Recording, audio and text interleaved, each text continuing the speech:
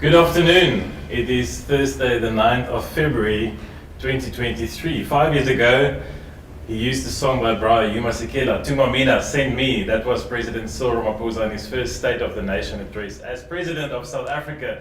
But tonight will he be quoting Taylor Swift, singing, "It's me, hi, I'm the problem, it's me." Kunita Hunter, News24's Assistant Editor for Politics and Opinions, welcome. My name is Adrian Basson, I'm the Editor-in-Chief of News24, and I'm also joined tonight on our SONA panel by Mpumelela Mkabela, News24 political analyst, and Carol Payton, our writer-at-large. Good evening, colleagues. Good evening, Adrian. Thank you very much for having us. Kunita, you and I chatted earlier today about Tumamina. It was quite a moment. I remember 5 years ago, lots of expectation. We were all thought the Zuma nightmare was over. There was a new president in town. He inspired us with that song. But here we are. It's me, hi, I'm the problem, it's me, right? I would never ever think that Taylor Swift would make it to serious political analysis on News24. It's first time for everything. Absolutely, but I mean, there's no song that's more apt than that. But you know, I'm a bit nostalgic about that 2008 feeling, that sentiment of hope, that sentiment of optimism that really not only gripped the nation, but I mean, you could feel it, in the precinct of Parliament in 2018. That was, 6 SONAs ago, basically. And President Cyril Ramaphosa now is delivering his 7th State of the Nation address. He's now completed a full term at the end of this year. He's been president for 5 years. The mood could never be more different. Pumelelo, the mood is quite low out there. You and I had a quick discussion before we came on air. I mean, I went down this morning to speak to a few people who's interested in this week of SONA discussions, and just listening to our readers, reading their comments in the News24 comments section, and speaking to colleagues and friends and family. The mood in South Africa is not very good at the moment. Yeah, Adrian, I mean, picking up on your opening line, I also have flashbacks of what happened in the beginning. You'll remember that after he invoked Yuma Sekela's song, Julius Malema in the opposition benches challenged him, said, "Mr. President, sing it." and there was that kind of bromance between the two of them. There was that kind of lovey-dovey between the two of them from a distance. And fast forward now, he's the guy who might be leading the charge to stop the president from delivering his address, or at least interrupting portions of the address. And that tells you, if we have to use that analogy, how much things have changed. And people are really negative now, generally. And if there's anything the president can do now, it is to lift people's spirits, lift people's mood. How he can do that when they also recognize him or identify him as part of the problem, it's a challenge. Carol Payton, can the president lift the collective mood tonight? What can he say that will do that?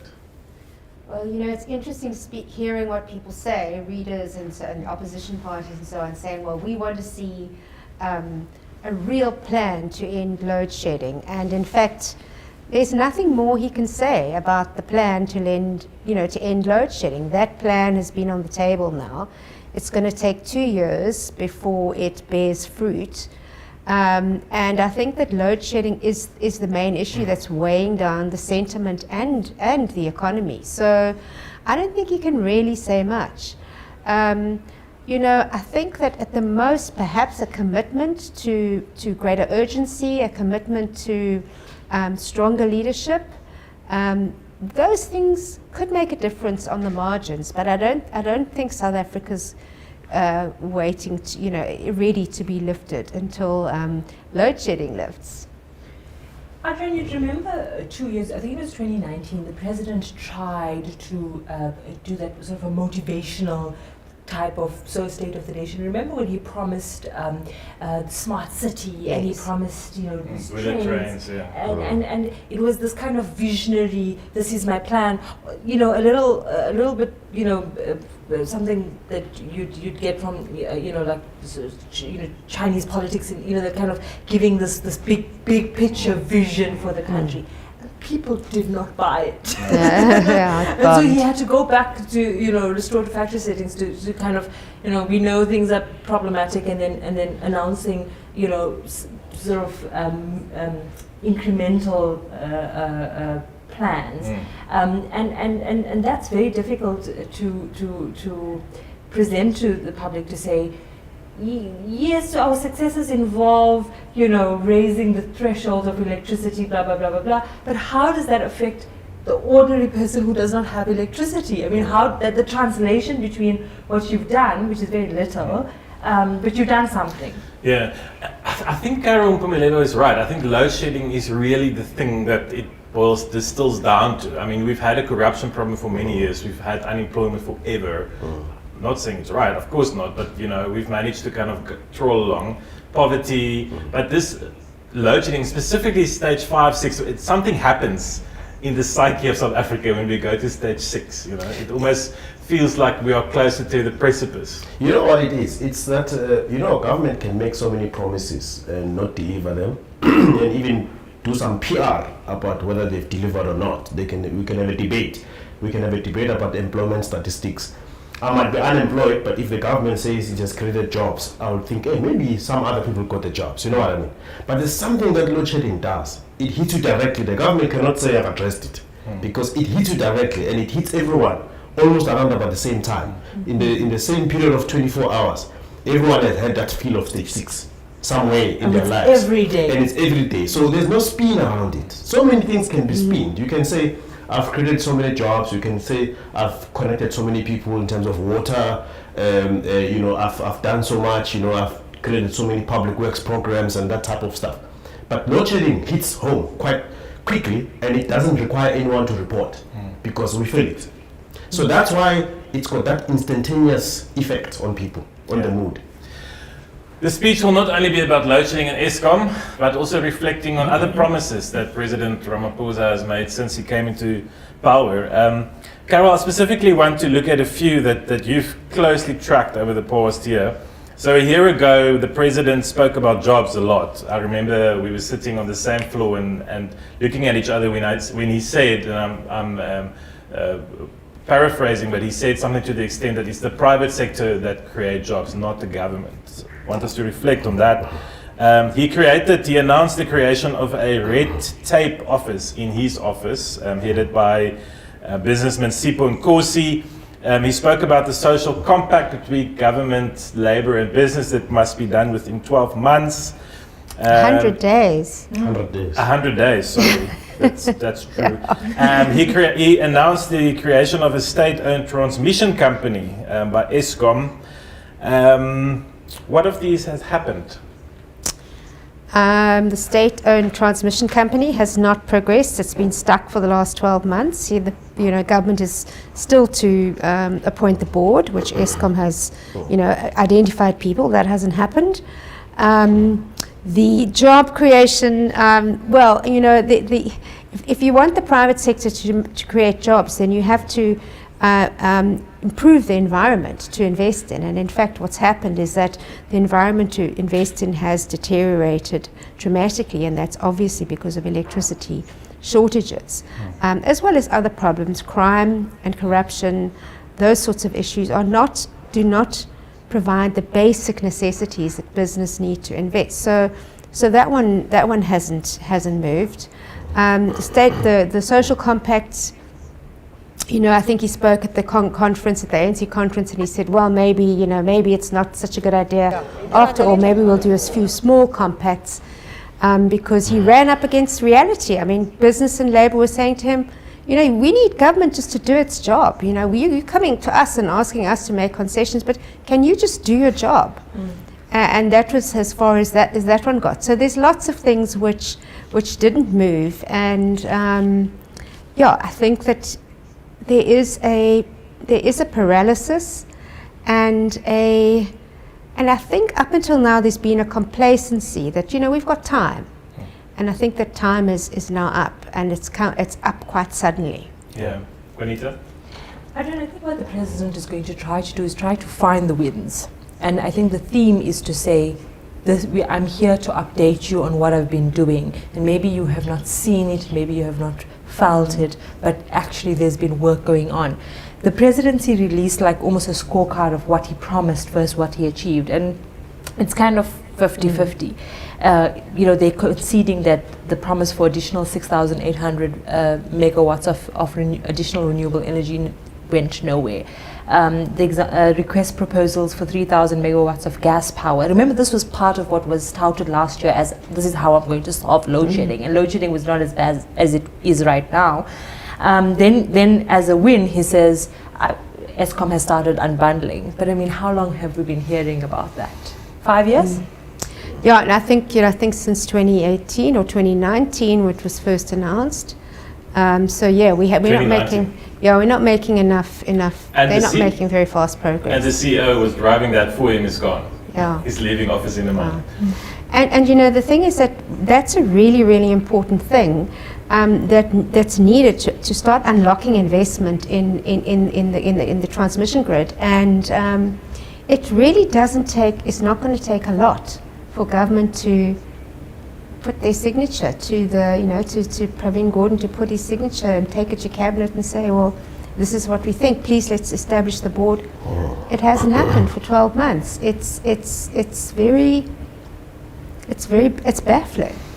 I think, just to add on that, I think it's also a reflection on the paralysis in his cabinet, because there is no reason, once a decision has been taken, that you need to unbundle Eskom, why you can't draft the legislation and put it before Parliament, because the parliamentary process is also going to take its time. There will be public hearings, there will be a lot of contestations of the nature of the unbundling and how the different components are going to work. So you need to table that legislation as soon as possible before Parliament, get the public comments in, let people debate it, pass it and get things done. So the longer it takes for him and his cabinet to finalize those things, then there's no sense of agency. And you ask yourself, why is this thing not being tabled? And you can only conclude that there's a paralysis in cabinet. Juanita, this SONA takes place about 15-16 months before an election, a watershed election by all accounts for the ANC. The first national election they could face after 30 years of democratic government that they could lose or achieve less than 50%. Do you think, have you picked up a sense of urgency from Ramaphosa and the people around him, specifically after Nasrec 2022, where he won quite a bit farther than 2017, when he had a very small margin of win against Nkosazana Dlamini Zuma? I mean, surely this is crunch time. This is like 16 months before a make or break election. I think you get that sense from the ANC and the tone that the ANC has been projecting since the conference and since the ANC Lekgotla, to say, this time is running against us and there are certain interventions that are absolutely necessary. And obviously they say it in a way that they absolve themselves from responsibility of the crisis. We must not forget that a lot of these crises that the president has to attend to and talk about are ANC-created problems. If you look at the state of municipalities, which the ANC is wanting the president to focus on, and I think the president will give it some time, that's ANC-created problem, and the president said so when he addressed the ANC policy conference last year, that we are the problem. And so I think, going back to your opening, I think that's the ANC theme song for 2023. Yeah. But because it's crunch time and because this address has to set the tone for the ANC's election machinery, I think he's going to try very hard to find those gains, those wins, and the raising of the threshold for independent electricity generation is going to be something that he's going to say, look, we've done this, we've now raised it to 100 megawatts. For an ordinary South African, it doesn't mean much. Exactly. Things like... Because they might not be able to watch the speech tonight when there's load shedding. I mean, the same thing with the auctioning of spectrum. We've been hearing about it for 10 years. Yes, it's important that it happened, right? But should you celebrate something that came 10 years too late? I don't think so.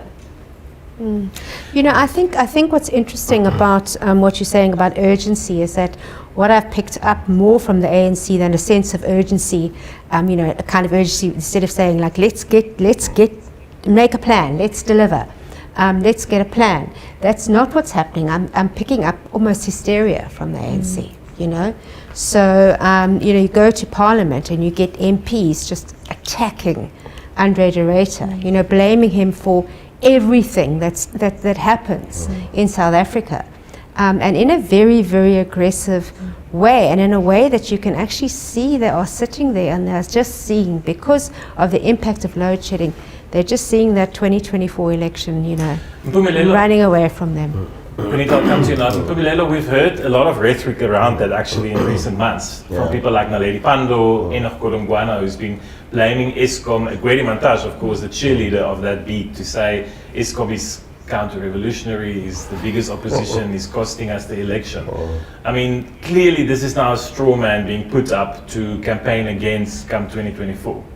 Yeah, but I also think that they've also been using the failures of Eskom and some of the issues that Andre had to actually debate among themselves. Because as cabinet, you can see they don't agree on the way forward for Eskom. Also on the energy policy for the country, there's no agreement in cabinet. You can see that. So you can see Andre is somewhere in the middle, and if you want to make your policy position across for the other side to hear you, you can go via attacking him. So I think that people in society in general are people that can perhaps say that. We can attack Andre and criticize him and say whatever we like. But the people who appointed him are the last people to criticize him, because they appointed him. If for whatever reason he's going the wrong direction, they should take a position to say, we think you are going the wrong direction. You are not acting in line with our policy. This is our policy position. So for somebody like Mantashe, for example, to speak as if he disowns the appointment of Andre, whereas it was a cabinet decision, again, it's a problem. We can criticize Eskom managers and be unhappy and toy and say whatever, but the people who appointed him should be the last people to do that. It's just a little bit disingenuous. Disingenuous, and it's also not in line with cabinet etiquette. It's not in line with normal, protocol of government. It's a bit clumsy. Yeah, you know, can I just come in there, because just one of the things, a very simple thing that I'd like to hear Ramaphosa say again, is that load shedding will be with us for 2 years. I want him to say that to the nation very clearly and simply, and he did say it in his last address around this. But subsequent to that, we've had Mantashe saying, no, this can be ended in 6 to 12 months. We've had Enoch Godongwana saying it can be ended in 12 to 18 months. So which is it? And one of the points that MPs have been making is that, we hear one thing from the president, he gives us hope, we hear another thing from Eskom, it makes us feel like, this is a hopeless case. So I just wanted to be honest about that. I think that's important. Carol, you're hitting the issue here, because, take the tariff increase, for example, that was approved by NERSA of just 18.5% or so. And then the president, seeing the public pressure and the anger, he reacts and he says, listen, I've asked Eskom to hold on. Eskom immediately released a statement and said, listen, that's not your job to say that. This is a decision approved by an independent regulator. If you have a problem with it, you can challenge it in court. So you see this type of inconsistencies about how these issues can be resolved. It really doesn't inspire confidence. But it's a political thing of trying to find a scarecrow, right? So Andre Derrida was the perfect scarecrow, right? To just no, it's him. He's the boogeyman there, and you can hear it in NEC discussions. For me, what's shocking is that it then goes to cabinet, and as the person in charge of cabinet, you need to say, but he's an extension of us. And the problem of load shedding isn't this year's problem or last year's problem. It comes from the 90s. I mean, we've written this story how many times, Carol, you specifically, but I mean the problem, the ANC has admitted that load shedding is their mistake, it's their error. They didn't invest in energy generation in the late 90s already. Compounded with state capture, the 9 wasted years of looting at Eskom. We saw some arrests here, and I want us, after we've crossed to our colleagues outside of Cape Town City, I want us to come back to some of the successes. I do think there was, and we should be fair to acknowledge them, specifically in the anti-corruption space. But Konita, one question on a lot of people's minds over the past few weeks has been a cabinet reshuffle. So we believe there is one coming. President Ramaphosa has to fill some vacancies. There's been a vacancy at public administration for a while after Ayanda Dlodlo left for the World Bank. And there's also a vacancy at transport soon with Fikile Mbalula leaving. And then you've got the strange matter of the deputy president who apparently desperately wants to leave, David Mabuza, but Ramaphosa not allowing him to leave. Are we going to hear anything about that tonight or not? Absolutely not. I don't think the president's going to address it. I don't think he's going to talk about any changes to his executive. He wants, and that's the reason why he did not announce it before the State of the Nation, despite the fact that the ANC had said in January already that there would be a reshuffle considering what happened at the outcome of the conference. What's important though is that the president is going to be accompanied, and we understand he's going to be accompanied by David Mabuza, but David Mabuza used the occasion of his brother's funeral to say, I've asked the president to release me. I have never seen anyone who really wanted out of a job as much as David Mabuza wants out of a job, and he said he's resigned to make space for the one elected at conference. And the one elected at conference is Paul Mashatile. There's a lot of jitteriness as to why is President Cyril Ramaphosa delaying that appointment? Because the reshuffle, yes, it's about consolidating. We understand that it's going to be a minimal reshuffle, not a bloodbath, not a complete shake-up. But the point is that Paul Mashatile going to the union buildings was the whole point of Paul Mashatile contesting the deputy presidency so hard. And a lot of, you already see the mood among ANC members, ANC leaders, who are kind of aligning themselves with Paul Mashatile over Ramaphosa because they see him as the future. Now Ramaphosa is delaying that. This was supposed to be that occasion where Mashatile comes in and is introduced to the nation, and there's some pomp and ceremony about this spanking brand new deputy president. He's not going to have that. Today he's an ordinary backbencher. He was sworn in last Monday along with Marupin Ramakgopos, Sishe Zikalala and Parks Tau. So a reshuffle is imminent. It will happen after this, obviously. The consequence, the political consequence of this is that the president is going to announce plans, and we don't know who exactly are the people that are going to execute those plans. So if he talks about capacity of the state, who's going to be the public service and administration minister who will have to effect that plan? And so that is something that we have to look at quite deeply, because again, the president is not running a federation of ministers. This is a cabinet. What he says should be implemented by people who have his vision, have his support. And we've not seen that, and that's what the win of Nasrec was supposed to eliminate. So Mpumelelo, we were together at Nasrec, and as I said earlier, there was this kind of common belief, maybe more wishful thinking from the likes of us, to say this is now this can now be emboldened second-term president. Yeah. Has nothing to fear. He's got his second term. He's got, there was no one. Well, there was someone opposing him, but he lost by quite a mile distance. And yet here we are. The deputy president is begging him to let him go. Tumabina, send me away. And he's refusing. Why are all these own goals? Should we just not try to change Ramaphosa and the way he works, which is slow? Well, if we have to use the case of David Mabuza and the way he has handled the Lindiwe Sisulu and Nkosazana Dlamini Zuma matters, and the fact that he had still delayed filling the position left vacant by Anda Dlodlo. If you take all of that, it suggests that the indecisiveness continues on his part, and the lack of agency continues on his part. The implications are very problematic, because if you look at the fact that David Mabuza would have participated in the Cabinet Lekgotla, which is basically a strategy retreat session for cabinet to think about short and long-term issues, and the stuff that is supposed to inform this State of the Nation address today.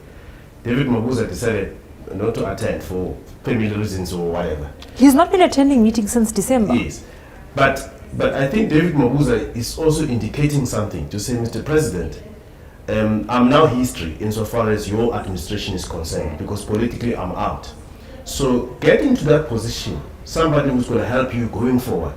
So the person who's supposed to help Ramaphosa going forward didn't have the benefit of participating in this strategic session, made no input.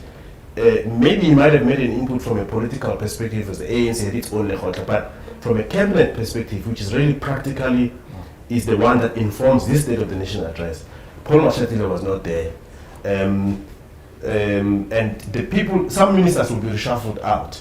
And it would have been great if the president was caucusing, as the strategic session is really all about, caucusing with the people that are going to be there in those portfolios, assisting him going forward. So now he's going to have this third recognition address informed by people that is going to check out of cabinet soon and get the new ones to come in and implement a vision crafted theoretically by the ones that he checked out.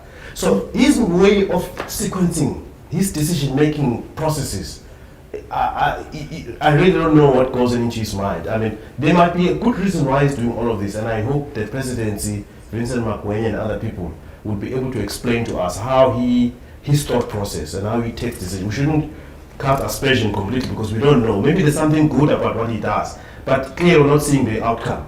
But there's also a political antagonism that comes with it, with Paul Mashatile, right? Because if you're not appointing Paul, that means you are afraid or you shafting him. But there isn't an ownership of that position, that political position, to say, I'm consolidating power away from Paul, or I don't want Paul to come into my presidency, or whatever it may be. But there isn't an ownership of it. There's a delaying, just using delay as the tactic, which for me is like so confusing, because if you're making good with Paul, you'd want him in your executive at the start of Lekotla, here at the State of the Nation address, and then you have this powerful presidency. But then if you don't want him there, then say as much. But more importantly, take charge of the situation. Either way, be seen to be in control, be seen to be the president who decides and who exercises the honor and the authority to appoint cabinet members, including the deputy president, who is, by the way, a very interesting person in the way cabinet is structured, because the deputy president is basically assigned duties by the president from time to time. There are certain standing things that the deputy president does from the past, but nothing stops the president from changing that and giving him more or less work according to the way he feels. So deputy president is the only powerful thing about it is that when the president is not there, you can actually act. And when you act, you've got full authority according to the constitution. Buthelezi sent the army to do so. People always make that example. But the president can also make you useless. People argue, what was Ramaphosa doing during Zuma's time, for example? And he did explain that at the State Capture Commission, look, I had to wait my time. So people are asking now, what was DD doing? Well, he can only do as much as what the president wants him to do. Yeah. So the deputy president position is critical from that perspective. Yeah. Carol, can you see any reason that makes logically sense why the president by now would not have brought in Paul Mashatile, who's the de facto deputy president and the next president, I guess, other than maybe petty politics? We know Paul Mashatile was not his candidate for deputy president at Nasrec. And I guess there's no constitutional obligation on the president to fill that vacancy with the deputy president of the African National Congress. No, there isn't, but I don't really, there isn't any obligation, but I think, he kind of has to, I don't think the ANC would allow that to happen. No, I mean, I think that it's, one of the reasons might be because they ran out of time. They have become, things have been falling apart more and more and more, so they couldn't actually complete the December conference. Then they went and had the rest of their conference in January. Then they had January the 8th, and things have been running into each other, and he likes time. This man likes time. So it's conceivable that he ran out of time. But the problem is that ANC, the optics to members of the ANC is people don't trust this. They don't trust what is happening here, what is the dynamic. And I think, it looks like he's just buying time to get his other ducks in a row before he brings Paul into the union buildings. Konita, I want to talk to you about some other politicians who's also going to be in the House tonight, and that's the opposition. We've heard from the EFF that they will disrupt proceedings again. Now, I mean, this feels also a bit boring at this stage. They've been doing it since the times of Jacob Zuma. And we've also heard the National Freedom Party, the NFP, with their, I think, 2 MPs saying they will also disrupt tonight. What do you expect? Do you expect some ugly scenes again like we've seen before? Yeah, I think Parliament has, sort of gotten a little bit better in dealing with the disruptions. We know that the EFF had tried last year to stop the president from speaking to related to Phala. You must first account on Phala before you address the nation. Now they say he must first account on load shedding before he addresses the nation. It has become, their go-to trick. Politically, people have lost, the appetite for that. It really, people are going through the most, and so that type of political theatre spectre doesn't really land well anymore. And I think, as the EFF, they have to realize this. I think, they've also kind of tried to. It's not working for them, even in provincial legislatures, in councils. That tactic doesn't work. People want solutions, and solutions doesn't come from shouting and screaming. Absolutely. I think we are now going to cross to our colleague Bongikile Matupe, who's outside the Cape Town City Hall. And the only thing that we need now is to implement. We spoke to SACP General Secretary Soli Mapaela, who said that he only has a short message for the president: solve the energy crisis and solve the unemployment crisis. We also had a chat with the Minister of Tourism, Lindiwe Sisulu, who of course has been in the news with that Totem Express deal. The minister saying that her office has requested for an investigation, and also that to investigate also the CFO, who has also been fingered to be involved in this deal. She also touched on what happened in Parliament, where we saw disagreements between her and the chairperson of the Tourism Portfolio Committee, Thandi Mahambehlala, and the minister was actually saying that the chairperson needs to familiarize herself with the rules of Parliament and the rules of how the arms of state work, because we would remember that Mahambehlala had said that the deal was off in as far as that committee was concerned, but Sisulu saying that the portfolio committee has no powers to make such decisions. We also had a chat with Joe Phaahla, the Minister of Health, who said that he was hoping that the president will also use this opportunity to thank South Africans who had adhered to all the COVID protocols when the country was under lockdown. And he was saying that, it's a good thing now that because the country had adhered to those regulations, today we are able to be here.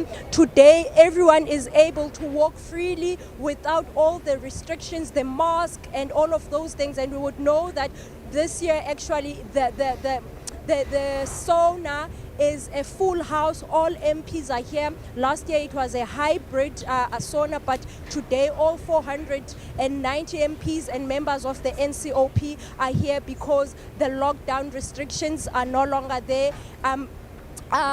We know that, of course, that the ceremony, we have heard this week that the ceremony is costing about 8,000 million, with some people questioning why so much money is being spent on this, particularly in a country with unemployment and all the issues that the country is facing. But the Speaker of Parliament, Nosiviwe Mapisa Nqakula, yesterday addressing these concerns, saying that this is the only chance that South Africans have where the president actually addresses them, not only about what government has done, but also the expectations of what government needs to do in this year. And she was saying that this is not something that is peculiar to South Africa, but it is a practice that is performed in other countries as well, saying that she does not understand this conversation around the SONA being a pomp and where MPs get to walk down the red carpet. She was saying that this is actually a very important event in the calendar of the country. Of course, we have seen also the DA, its MPs coming here dressed in black, being led by the John Steenhuisen, who this week delivered at SONA what the DA terms as the real state of the nation address. The DA saying that they are dressed in black because the mood in the country is somber, and that they are not into all of this walking in the red carpet and pretending that things things are well in the country when they in fact are not. In his SONA this week, John Steenhuisen actually said that President Ramaphosa, even though he came with the promise of changing things around, he has added 5 more wasted years into the 9 wasted years that has been claimed that when President Zuma was in charge. So that is what is happening here at the City Hall, and I'll just come out of shot so that you can see what is happening now. You can see the band that is practicing, waiting for the president to come. You can see there's a lot of military. There is also a lot of police. We have not seen, noticeably, we have not seen the EFF. The EFF will know that its leader. That was Bongekile Makupe, our colleague, our deputy political editor of News24, coming to us live from outside the Cape Town City Hall. Konita, I'm not sure if you could hear what your colleague was saying, but I thought about this whilst we were speaking. So Lindiwe Sisulu, the tourism minister, was talking about how the portfolio committee does not understand, you know, that they cannot just summons her and ask her questions. I mean, extraordinary that someone like Lindiwe Sisulu is still in cabinet. Extraordinary that she's not been fired, not only after the Tottenham Hotspur, you know, debacle, which we can talk about now in a moment, but you know, she's defied the president on many occasions. She's called for him to be kicked out, to be sacked, to be unseated, and she's attacked the constitution. You know, the ground document of this country. Why doesn't President Ramaphosa get rid of people like that just much more quicker? You know what is the crazy thing about what you're asking, Adrian, is that we're not even talking about the fact that she doesn't even perform in her job as tourism minister. Sure, that also. Because that alone is enough to get you fired. But the fact that you have a minister that defies the president at every corner, and yet the president tolerates and tolerates and tolerates, it's no longer about her. It's about the country, and that the person who's keeping her there is the person that should take responsibility for the consequences of her actions and inaction. I mean, it's interesting to see, to hear from our colleague Bongekile, based on the conversations she's been having with ministers and politicians outside of the State of the Nation. It's a good time for us to just chat with leaders of opposition, members of parliament, and ministers, because you know we don't always get that opportunity to just pose questions to them, and you sometimes get the sense of arrogance that you know that's almost shocking, in so many ways.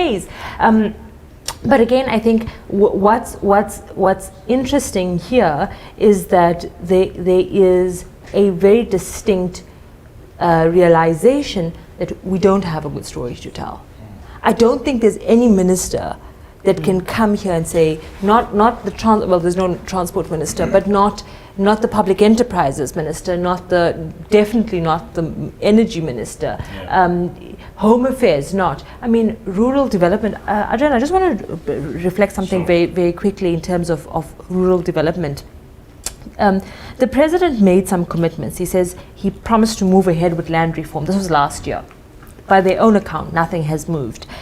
He had promised to finalize the transfer of 14,000 hectares of public land to the Housing Development Agency. Did not happen.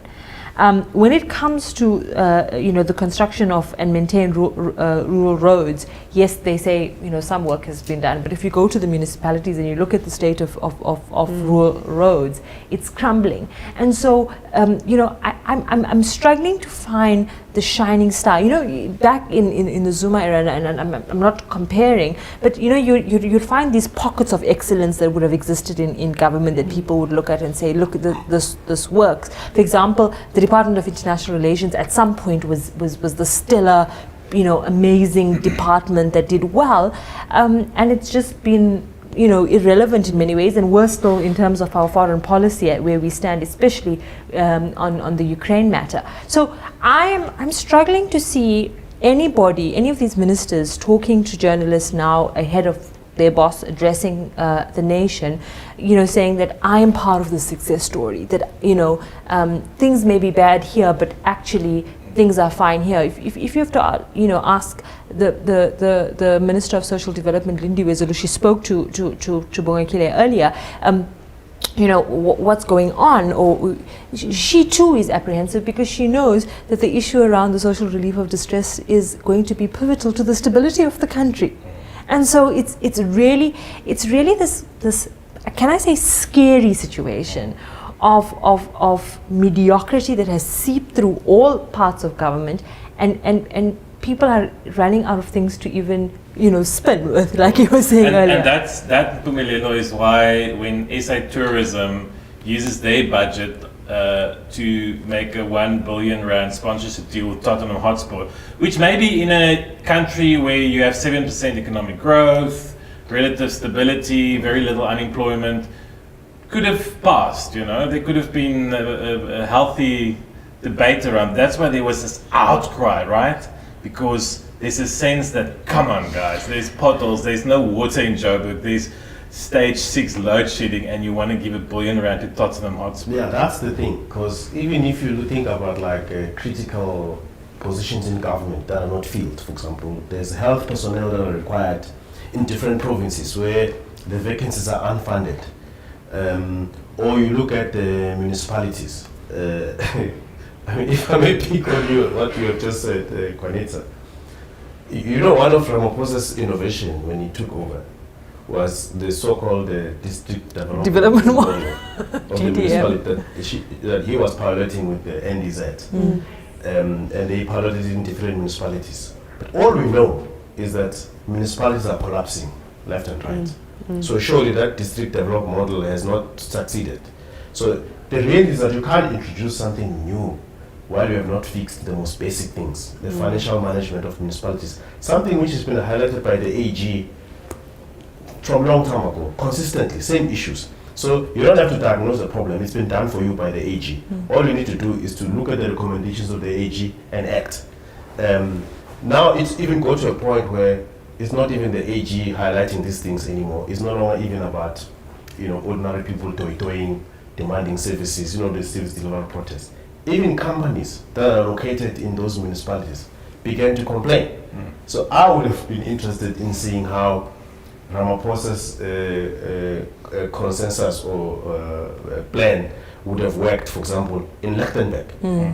Worked in such a way that it would have prevented Clover from leaving.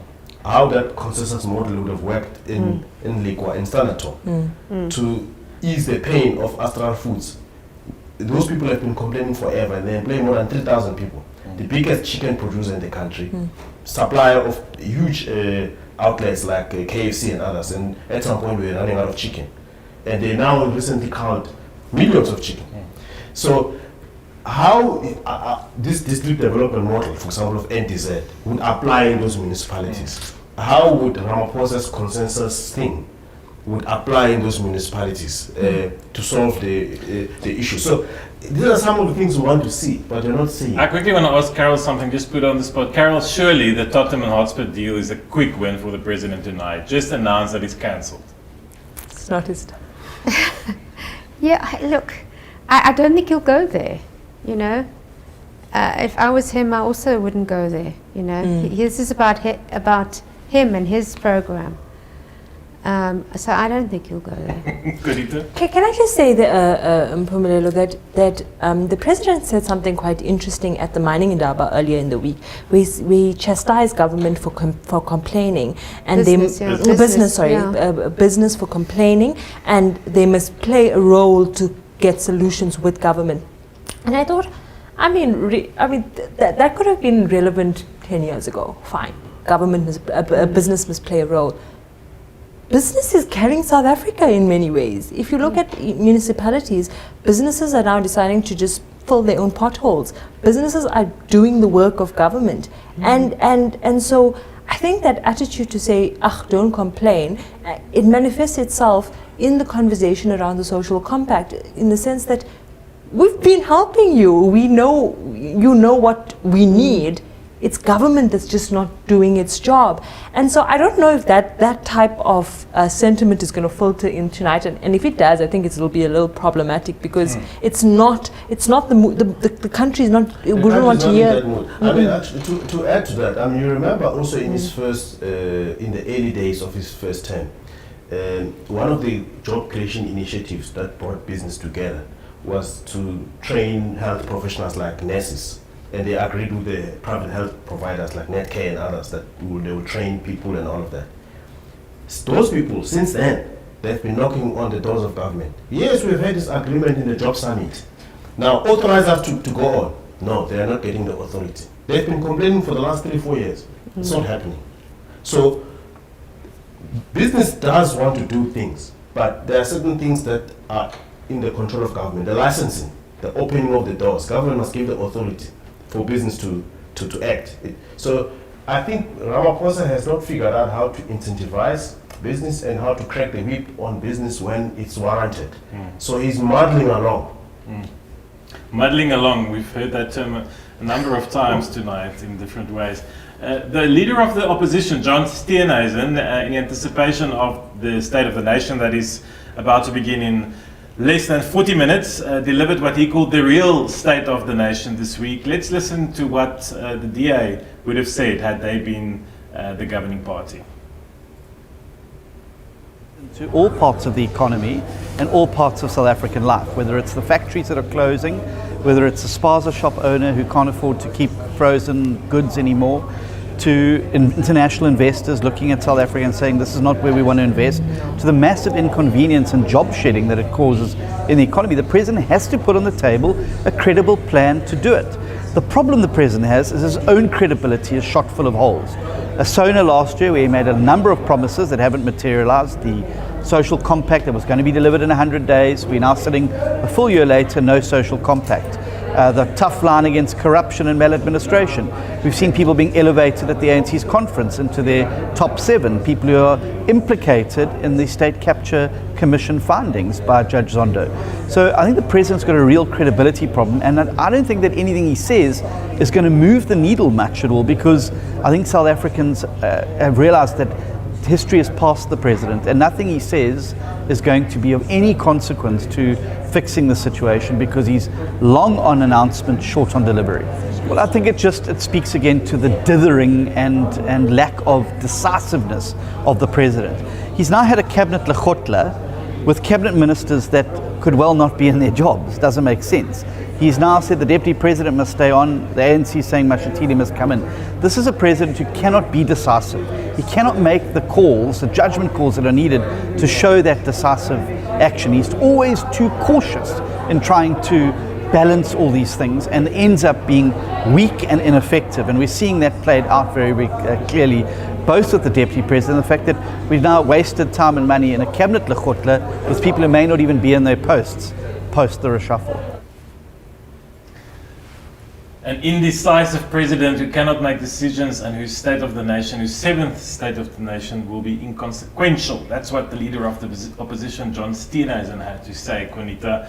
Quite harsh words. John Steenhuisen says that the president's own credibility is full of holes, and we need to touch on Pala at some point during our discussion. He said that there's an energy crisis in the country, there's no plan for the economy, and that the president has been indecisive in making hard calls, like having a cabinet lechotla with ministers who will soon be out of a job. I mean, John Steenhuisen has been sort of realizing now that the approach to Ramaphosa in the early part of his presidency was silly in many ways. And what was that approach? That approach was isolating Ramaphosa away from the ANC and the ANC government, and kind of isolating that he's a good man with good intentions, but it's the ANC that's rotten.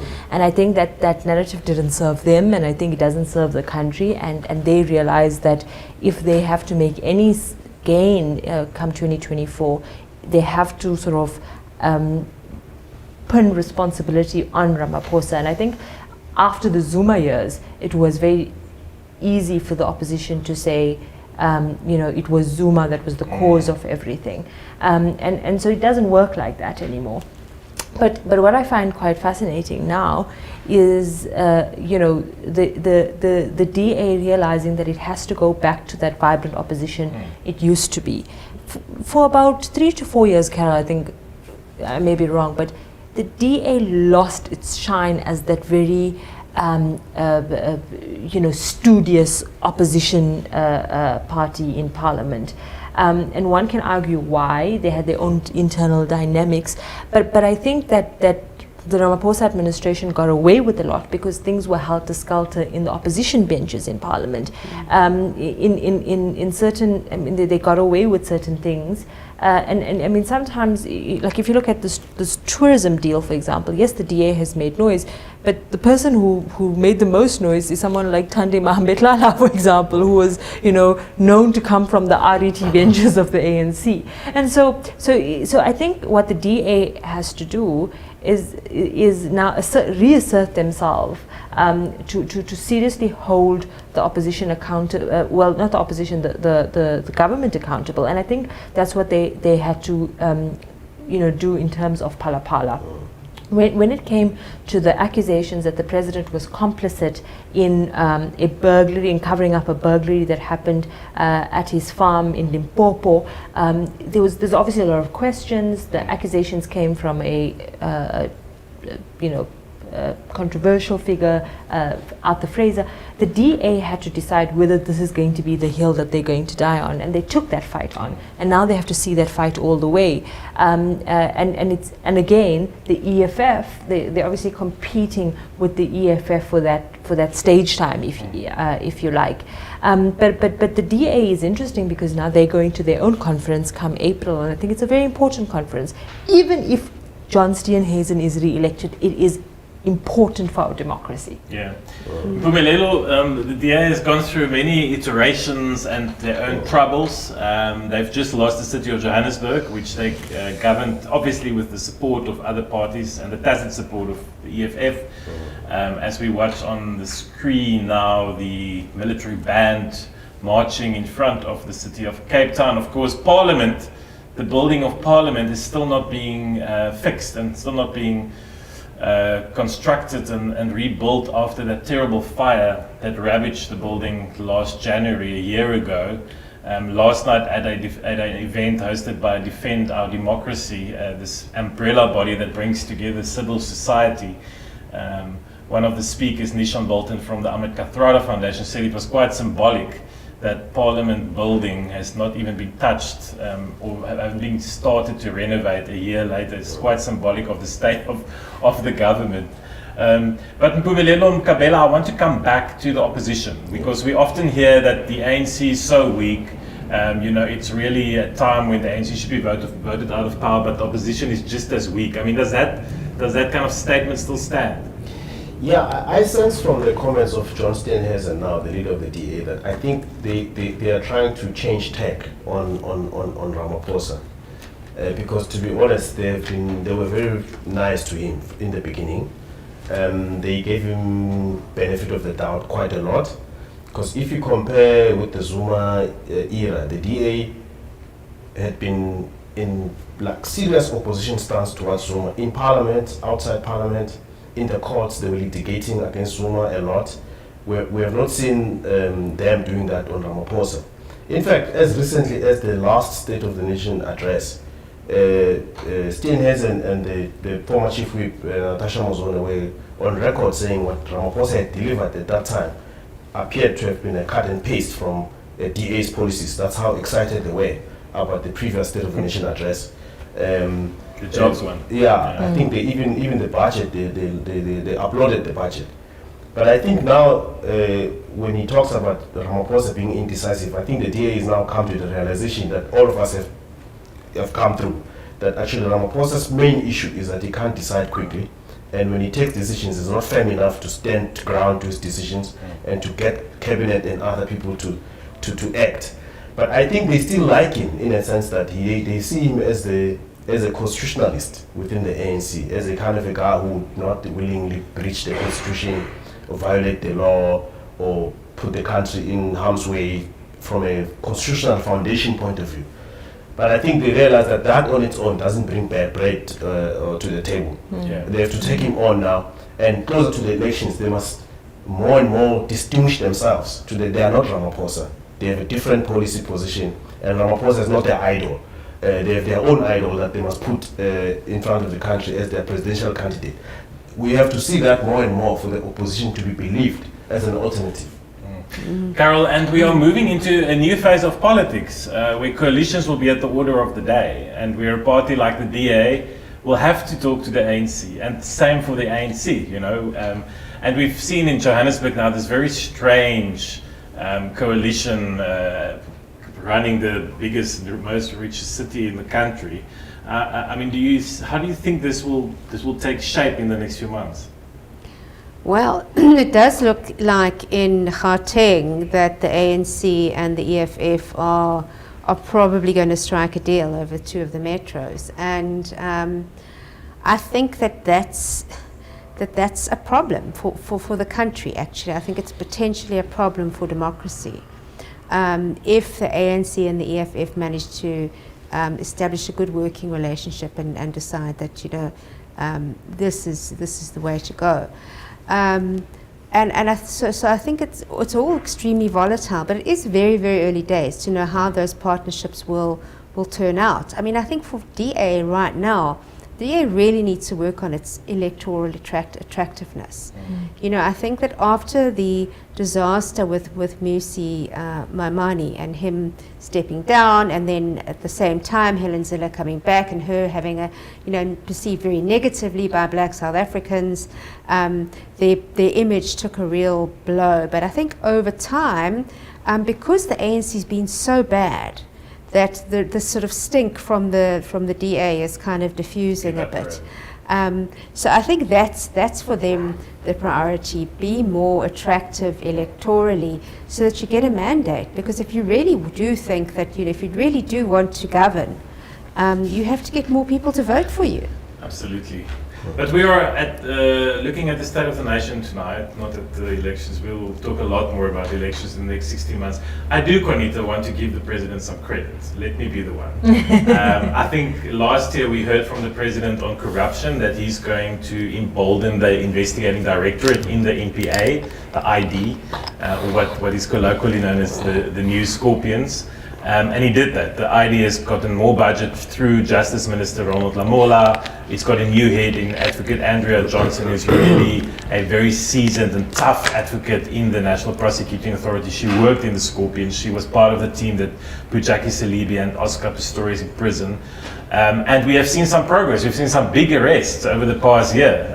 I saw the other day a market commentator, one of those types, saying, "Yeah, just show us some arrests." Well, there has been some arrests. The Transnet case is a big one. Brian Molefe, Anosh Singh, Siyabonga Gama, and Eric Wood, together with others in the dock. I mean, those are some of the big state capture, alleged state capture actors. And then more recently, Matsela Koko, the former acting CEO of Eskom, being arrested with family members, business people from here and abroad, from ABB.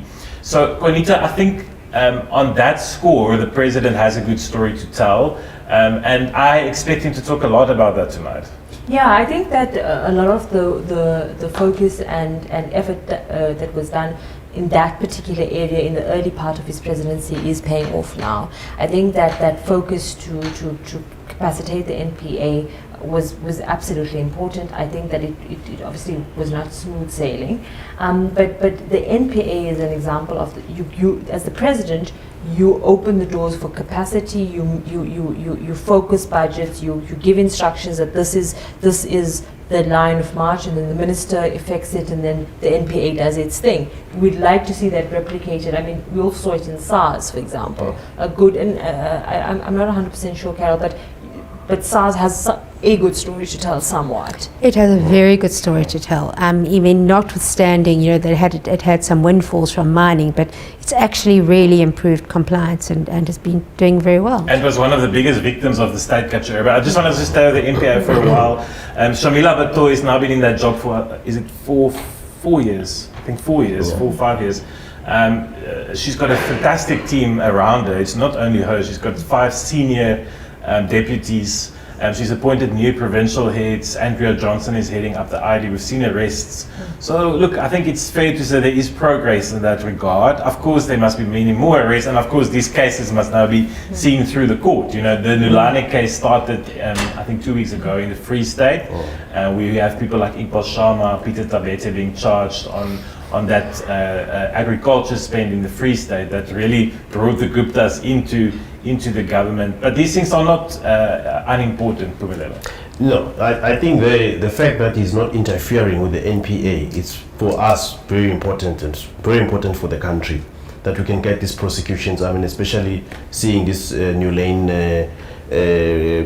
state capture case in the Free State going on. It's quite revealing and interesting. People can actually see justice.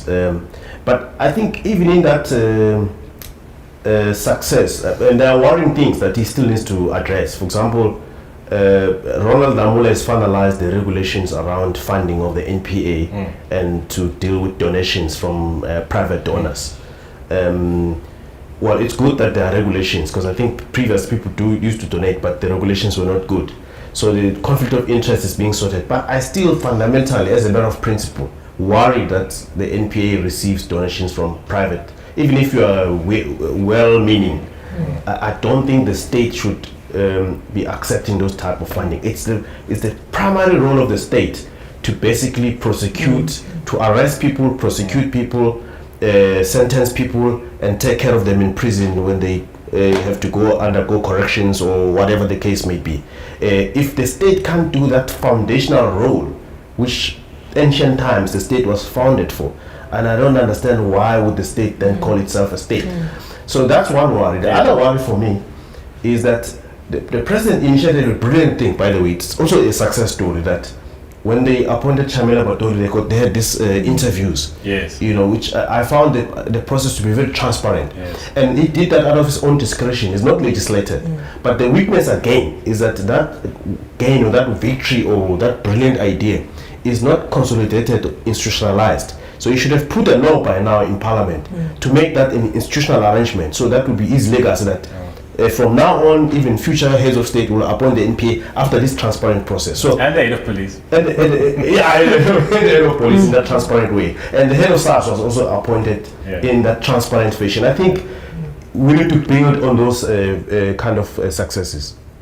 I think, because the rot had been so deep, we didn't have a lot of room to have those nuanced conversations that, okay, there's great progress at NPA, but there's a little loophole there. So even if you talk about issues around, let's talk about reforms, and one reform was the Political Party Funding Act, for example. That was meant to be seen. I mean, it's a massive piece of legislation that's aimed to regulate how business influences and impacts political parties. But then we need to have the conversation that perhaps the law is creating an environment where people act outside of the law, because people are starting to become creative, because the threshold for donations are 15 million, whatever it may be. But the point that I'm saying is that that because things have been sluggish and slow, and we've seen the underbelly of a collapsed state, now when they we have to look at sector by sector, in a more nuanced way, and that is by no means just attributing all the blame at the door of the president. I think that serves no one. I think that it does not create any sort of accurate representation of the things in government. So yes, we've been harsh on the president for the last hour and a bit, but at the same time, we have to look at those successes and to sort of break up where the responsibility for some of the problems lie. Not all of it lies at the union. So maybe you won't be singing Taylor Swift after all tonight. Carol Payton, any successes in the economic landscape over the past 12 months? Look, I think the biggest success is the freeing up of private embedded generation, so for companies and so on. And I expect him to announce tonight incentives for or tax breaks for households as well.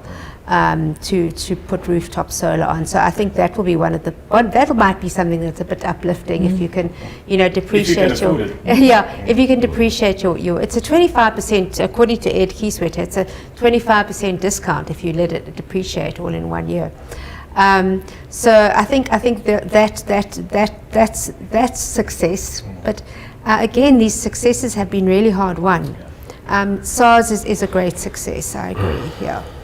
And at SARS, do you get the sense that it has been recapacitated after that terrible few years with Tom Moyane and the scrapping of the investigating unit, the scrapping of capacity to root out corruption and the big business center? Do you get the sense that it's been I think, it is being recapacitated. It's still being rebuilt.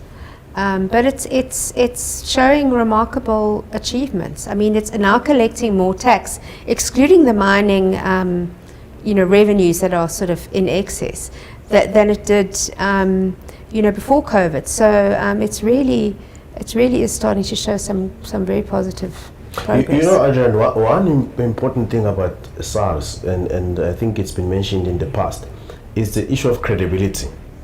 I think under Tom Moyane, the institution had lost credibility in the eyes of the taxpayers. And once people think you're not credible, then there's a lot of dodging that happens and all of that. So it's important for what they call tax morality to remain high and for SARS to be a credible institution. I think from that perspective, you can give the president a good score there with the appointment of Edward Kieswetter and the way SARS is being turned around and the credibility coming back, tax collection improving, tax morality improving. The only problem, however, is that there's a risk to all of that success, and that risk doesn't come internally from SARS. It comes from the mood of the country, what we spoke about earlier, that people might end up saying but yes, SARS is efficient, yes, we trust SARS, but eventually we don't know what happens with our money when it gets to the government department. So there's always that two-way street, SARS and how government performs. Yeah, I think it's going to be very important that taxes are not raised this year, because I think people are not in a mood financially or politically to tolerate that. I want to ask my colleagues on the other side of the screen if we can look at a clip from the ANC. The governing party. The governing party's in town. The town has been painted gold and green, and they also had lots to say about what they expect from President Cyril Ramaphosa's State of the Nation address tonight. We recently arrived at our 55th National Conference. One of those, how do we best respond to the current energy crisis in the country. We have proposed and recommended to government that there should be a declaration of the national state of disaster, and asked government to look at invoking the provisions of the Disaster Management Act. In further to that, we've also come up with a package of measures that we think should form part of that intervention on the part of government, all the way from identifying alternative solutions, focusing on the maintenance of the energy infrastructure in the country, focusing on relief for poor households who are going through the most during this difficult time, as together with small businesses. And so we would be looking forward to hearing the President speak to those points, but we can't preempt what the President is going to say, because we're a governing party. We are not government, and government has a role, and the President would then make those pronouncements based on having considered the financial position of our country, the laws of our country, the relevant policies, so that it is done in a fully compliant environment. But for us, those are the things that have got to be prioritized, and we're looking forward to listening to the State of the Nation address. The ANC expecting President Ramaphosa to announce a state of disaster tonight, expecting him and saying that this was discussed and decided at the recent NEC Lekgotla, as well as another package of other alternative plans and ideas to resolve the energy crisis in the country. Carol, we're looking forward to what he's going to say. Just explain to our viewers the optics around this. Can the president really say no to the ANC NEC if they decide they want a state of disaster? Yeah, most definitely he can, and one would hope that he would. I mean, look, for me, I think that this state of disaster is actually, a smoke and mirrors. This is a political show. It's a show by the ANC to say, look what we're doing. Because, as I said right at the beginning, there's not a lot more that can be done. The plan is on the table, the energy plan is on the table, the initiatives are there, they now need time to unfold. So there can be no instant solution. The only instant thing that can be done would be to announce a state of disaster. And I know the DA have also championed this, and I think they do it because, they first suggested it. But the reality is all you're going to have is problems with procurement, like you did in COVID. And the truth of the matter is that all these kind of deviations that they talk about, exceptions, emergency procurements, the notion that they're not possible under the Public Finance Management Act is not actually true. I mean, you can actually make exceptions. Treasury can sign off on those exceptions with relative ease. So they don't really need one in order to do the things that need to be done, like fix, Kusile, invest, set up the transmission company. They need a state of emergency, a state of disaster to do that. But yeah, I think it'll help them feel like they're doing something. Bumelelo, state of disaster, where are you on that? Well, I think, first of all, we need to know what is it that the government would like to achieve, which is unachievable without the declaration of state of disaster. Otherwise, it just becomes like, we just want to show we're taking drastic action, because it's not a nice thing to report back to say, when people ask, what are you doing? Say, no, we've just declared a state of emergency, so we're doing something. It's nice to say, but really practically, what is it that the government would like to do that is unable to do without that declaration? So I'm speculating that maybe it might be one of those things where, knowing a little bit about the coal industry, maybe it might be suspending some of the environmental regulations that that could bring forward the closure of Eskom power stations, because there's been a lot of, some things are in court now, I think, where some environmental groups are opposing the suspension by the Department of Environmental Affairs of its decision to declare some of the Eskom power stations non-compliant. So there's a bit of debate about that. So maybe if a state of disaster can upend that type of, or so you allow Eskom to go hard in terms of repairing these power stations, to give room for an orderly transition where you have more renewable energies added in, because at the moment, the way it's happening, it's going to be haphazard, and we might be thinking of fixing the problem but creating another problem. Already there are some people that are waiting in the wings to plug in, but they've just discovered the system is not wired for them to plug in. So you need an orderly process. So it may be that type of thing. It may also be, maybe you can procure the battery quicker, because it's one of the failures that President acknowledged in his scorecard, that he promised that they will release the... Look, there is an orderly process. There isn't. It's all contained in the IRP, which is legislated. There is an orderly process. What a state of disaster says to me is, let's have a disorderly process.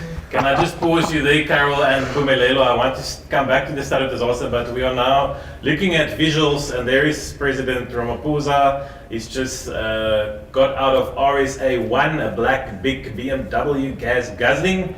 Outside of the City Hall, he's been welcomed by, who is that, Gonita? Speaker Nosiviwe Mapisa-Nqakula, of course, the Speaker of Parliament. We also saw moments ago Deputy President David Mabuza, still, the cat is back, the cat is in the house, Mabuza in the house, so he is there. He's very much the Deputy President tonight. He's not walking with Ramaphosa. Is that odd? Yeah, I think in terms of the procession, the Deputy President is already in the House. We saw him laughing with Gwede Mantashe and other ANC MPs.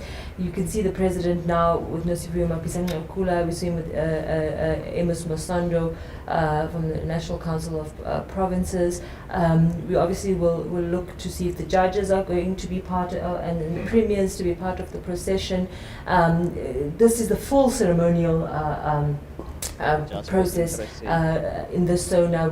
There was a suspension of it during COVID. They did a little bit, so now it's almost back to normal, obviously, but the venue is different. This is the City Hall in Cape Town and not the Parliament. We know that Parliament budgeted 8 million rand for this procession today and for this event, and we can hear the sounds of the 21 gun salute going off. And as the President will get ready to lead the nation in the anthem.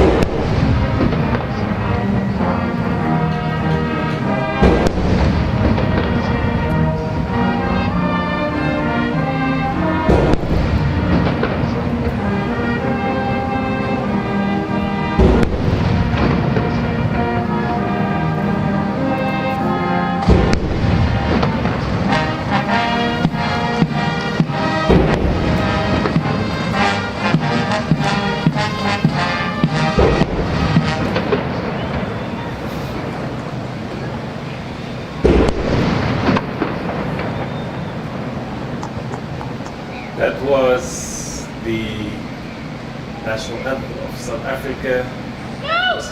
Africa, we can now see visuals of the cabinet inside the City Hall. It still feels strange to me when I see the City Hall and SONA in that building. We heard this year, I don't know if you can remember the amount, but it's going to cost quite a few hundreds of millions of rands to restore Parliament. But we may be back there next year. It's absolutely abnormal to have these. It's the legislature is such a monumental part of our democracy. We have, 3 arms of the state, and so it's glaring that the Parliament was burnt down. But just to say very quickly, Adrian, that with it being a full ceremony now, you also the sense of kind of.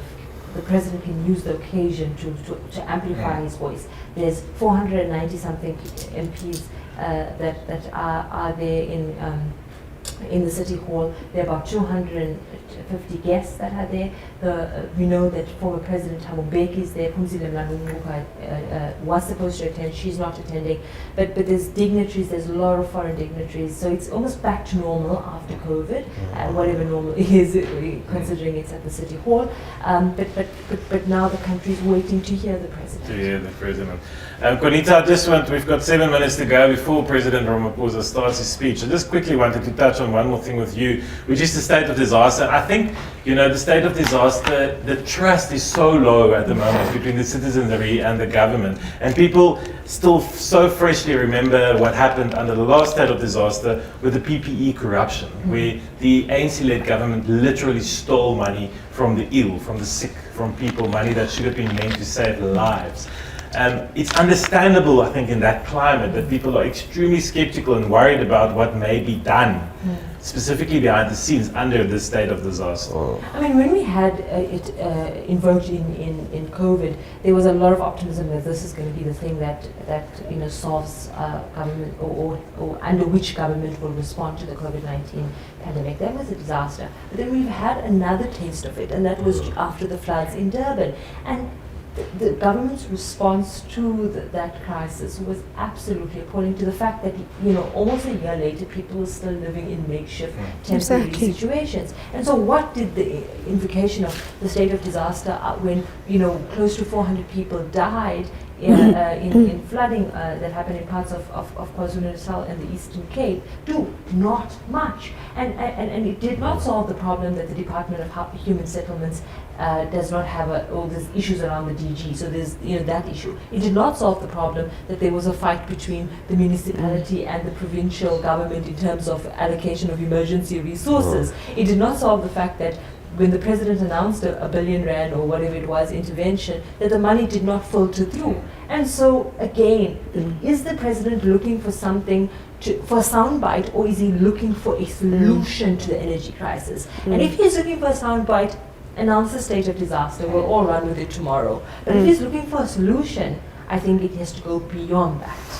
I want to ask each of you your wishes for tonight, something that you really, really want to hear the president announce or say. Carol, you've given us a glimpse of that under, I think you said you'd love him to confirm that there's going to be load shedding for 2 years. Well, that's not kind of exactly. It's more like I want him to be honest with people, because I think that's been one of the big problems.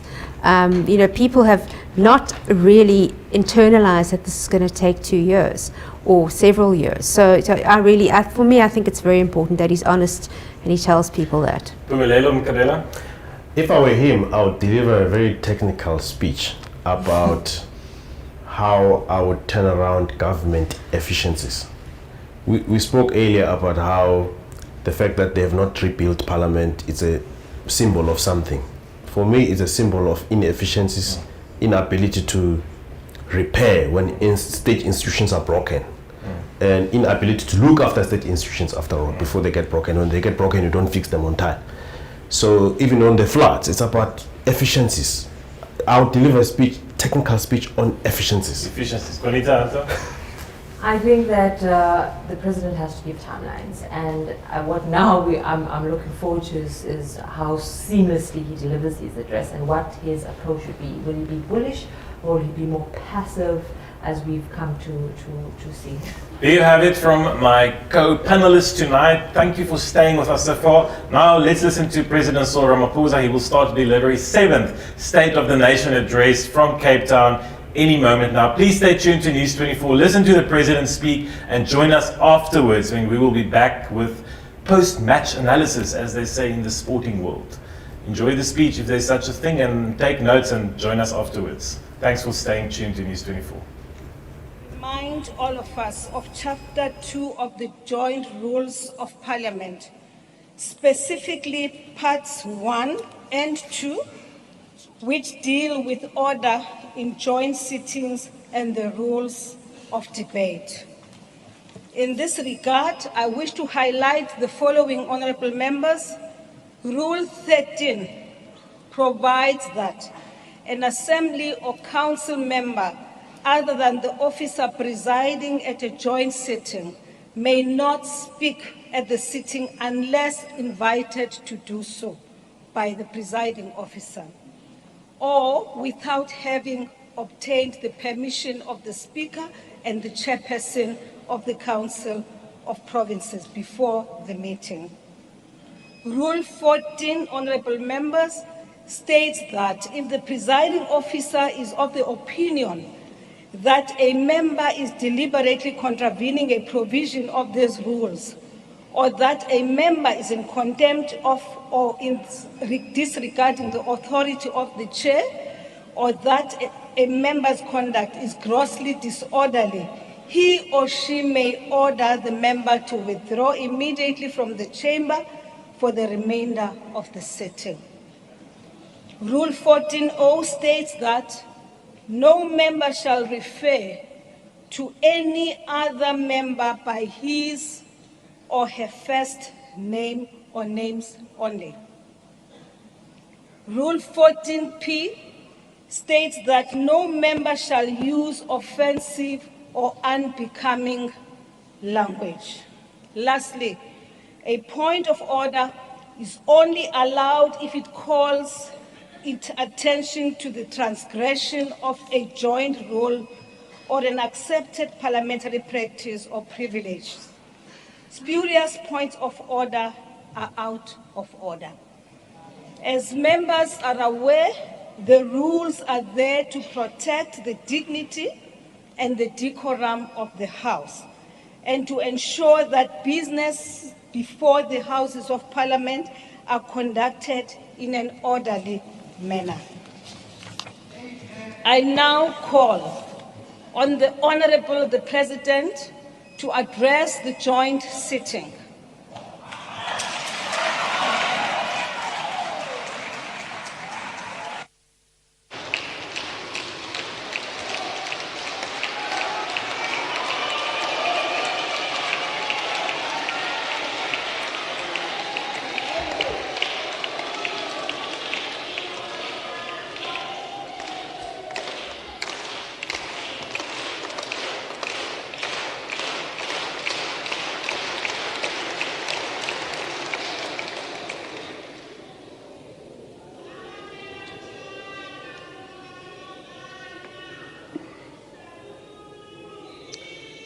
Speaker of the National Assembly,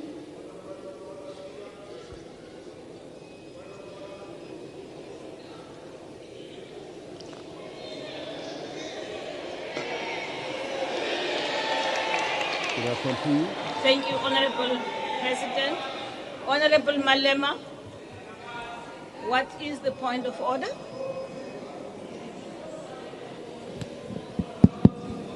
You asked Mr. Ramaphosa to sit down first. I'm standing.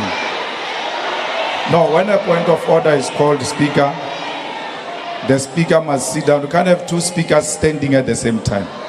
Please follow the procedure.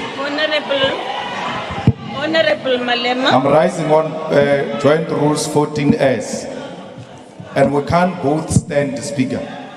Honourable Malema, I asked you, you said you have a point of order. Yes. And I said, what is the point of order? And I allowed you to go ahead. But please, Speaker, in terms of procedure, the President must sit down. I will order the President to sit down if I feel it is necessary for him to do so.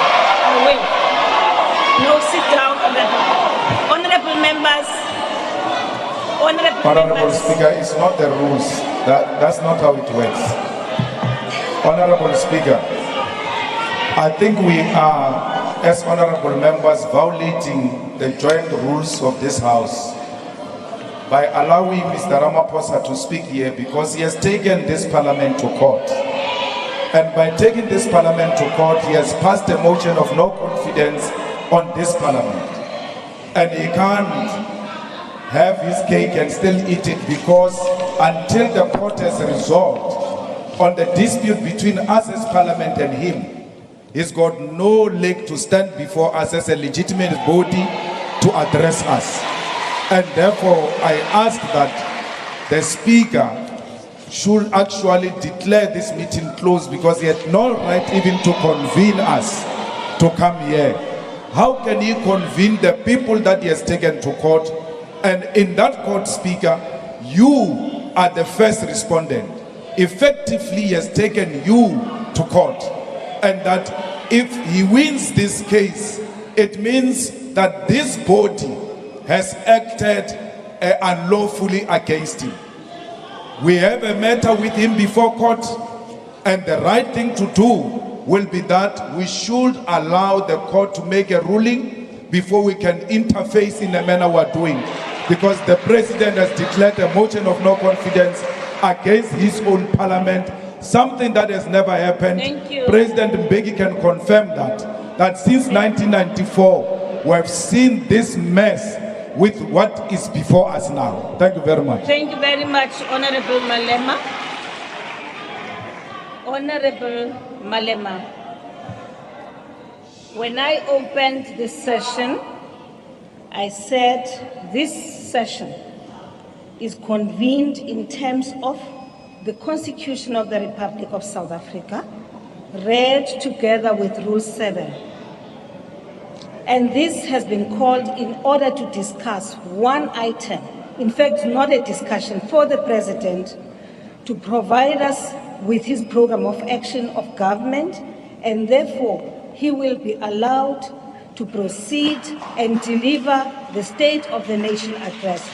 This session has not been convened to discuss any other matter other than the one which I have just stipulated. Allow us, Honorable Malema, to allow the President to present his State of the Nation address. Thank you.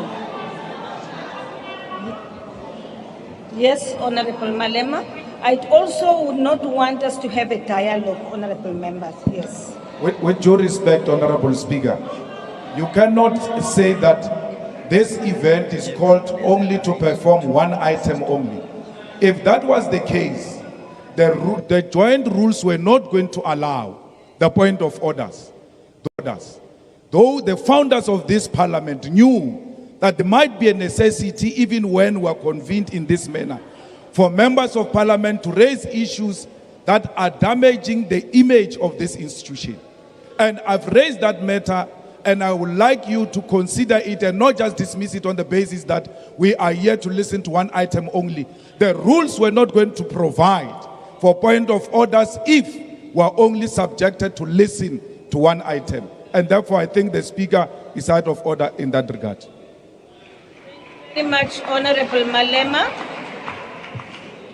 Honorable Malema and honorable members, there is nothing, absolutely nothing, stopping the President from addressing the House. In terms of Section 34, everyone, any one of us here has a right to access the courts of the Republic of South Africa. I now, please, honorable members, invite the President to deliver the state of... It is in our interest for us to listen to the State of the Nation address, honorable members. Mr. President, you may proceed. Mr. President, what is the point of order, honorable member? Speaker, I'm raising on a point of order as is contained in Rule 14S of the Joint Rules of the National Assembly and the National Council of Provinces. We can't bury our heads as Parliament and sit here convened by a person who has disregarded the institutions of the state. We know, as a matter of fact, that there is an issue which the Reserve Bank sought clarity from him on in relation to the money that is in Palapala. He has ignored that recurrently. The revenue collector, the FIC, SAPS, everyone else. There is a point I of think order. that issue must, we can't bury our heads in the sand and listen to a person who is involved in wrongdoing. Honorable members. And we can't vote wrong into right as Parliament as you did in the last sitting when we were dealing with the Palapala issue. You are now delivering a speech. This is a speech. Next week, no, Honorable Shivambo, please take your seat. Please take your seat. Honorable member, you know very well that next week you will have 2 days of debate of the State of the Nation address. For now, we are receiving the State of the Nation address from the President. Please, honorable member, now that I have raised a point of order with honor, he has raised a point of order, I've finished ruling with that, honorable members. Shall we now proceed with the State of the Nation address? Mr. President, My sincere apologies. I'm told there's a point of order from Mr. Zungula. Honorable Zungula. Speaker. Yes. I want to call upon thing that you did, Speaker, is to anticipate what will happen in the House by reading rules of Parliament. And that is in violation of Rule 90 in terms of the rules. The second point of order, Speaker, is that you are disrupting speakers when they are addressing you. And Speaker, Honorable Zungula, please, you are violating please take your seat. Rule 66. Please take your seat, Honorable Zungula. You are violating the Honorable Zungula, will you are please interrupting me. take your seat? I'm not done, Speaker. Honorable Zungula, I'm not done. take your seat. I'm a member of Parliament. I've got a Honorable right to Zungula, raise a point of order. I am calling you for the third time. Speaker, Honorable Zungula. I am raising a point of order. Honorable Zungula. I'm raising a point of order. Honorable Zungula. Honorable Zungula, I have called you out thrice now. And I am now, no, hold on. Honorable Zungula, I read these rules deliberately and I stated that 14G allows that if the presiding officer is of the view, right, or that a member is deliberately contravening a provision, and that's exactly what you have just done. I request you to leave the House. I do. I request you, Honorable Zungula, to leave the House. Honorable Zungula, I request you to leave the House.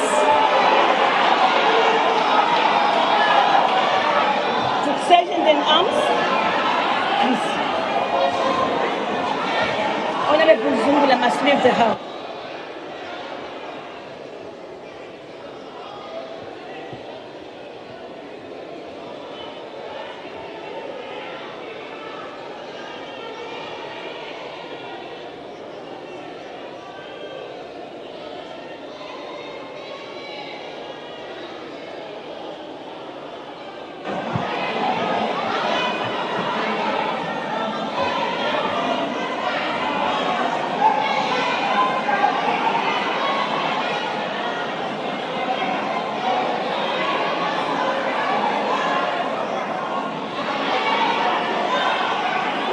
Thank you very much.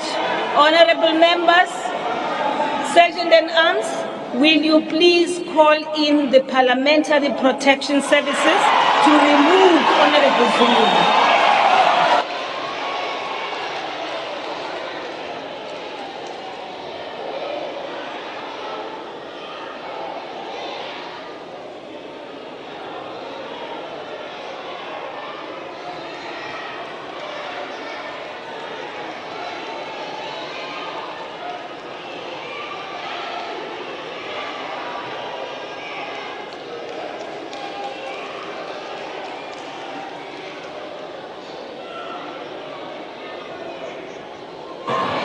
I thank you, honorable members.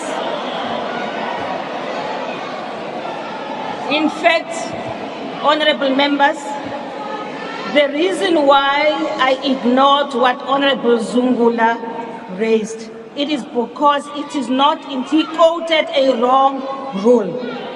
And that's it. This matter is now over. Honorable Zungula is out. Shall we then proceed with the State of the Nation address?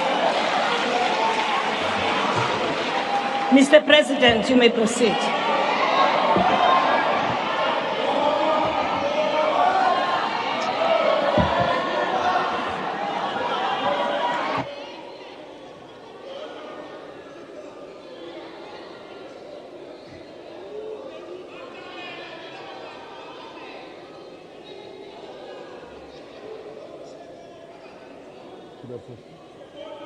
You may proceed. Honorable members,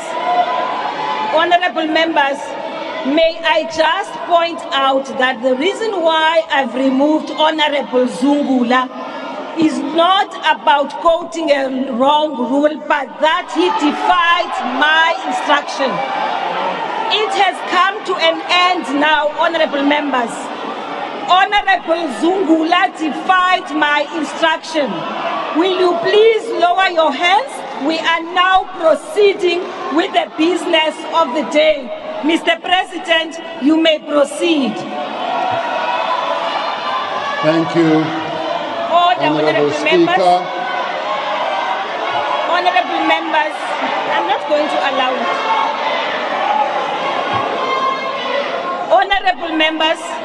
Honorable members, hold on.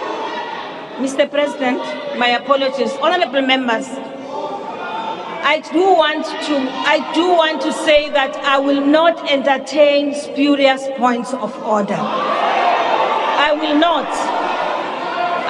not entertain spurious points of order.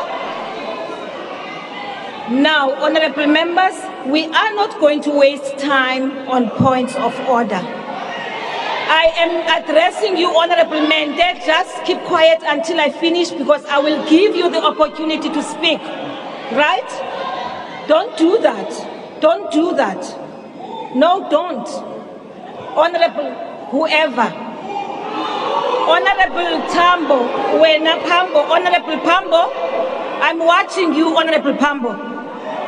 I am watching you. I am watching you. Honorable Mente.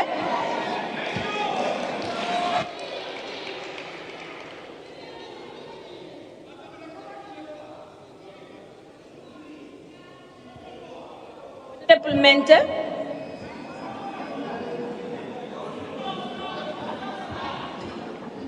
We look out the mics, Honorable ICT. Thank you. Thank you. Masibulele mama, sibulele kakhulu. Sizawukhumbula ubana ngo-2021 sabizwa ngupresident kule house esibizela izinga le-GBV eliphezulu. Emva koko wacela i-South Africans ubana ngaba zimncedise ukulwa izinga le-GBV and femicide. Kodwa ephalaphala uthathe umfazi. Honorable member, bamhlukumeza amapolisa phansi kwakhe. Wait, honorable member, wait. On what point are you rising? On a point of order 14S.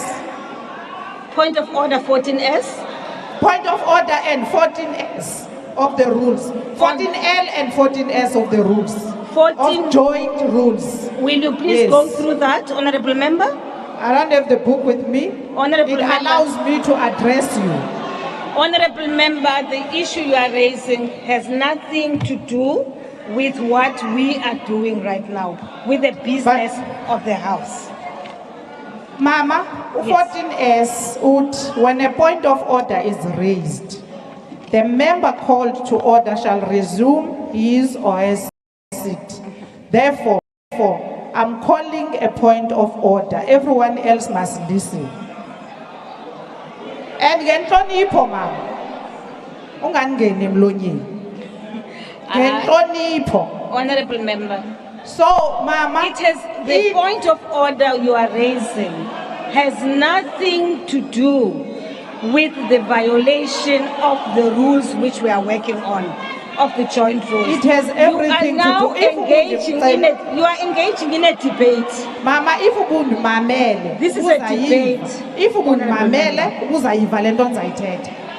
Awukhange undinike nethuba loba nditsho uba ndifuna uthini. Honorable member. Okay.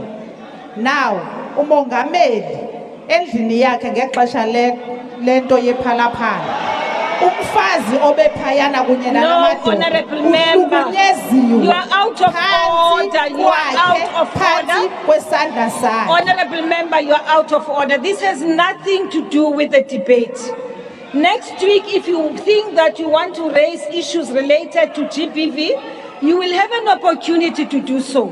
Right now, we are on item 1, and that item is only one only, and that is the State of the Nation address. Honorable members, please, allow me to rule that I will not allow any more points of order unless the point of order, unless I haven't finished, honorable members, unless the point of order is related to the business of the day today, honorable members. Honorable member, we now. Honorable Khatebe.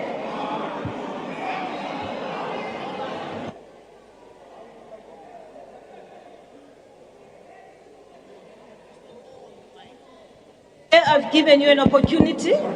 Thank you, Honorable Speaker. I'm rising on the fact that you have already made a ruling. You have already made a ruling that you are not going to take any points of order anymore. Number two, Honorable Speaker.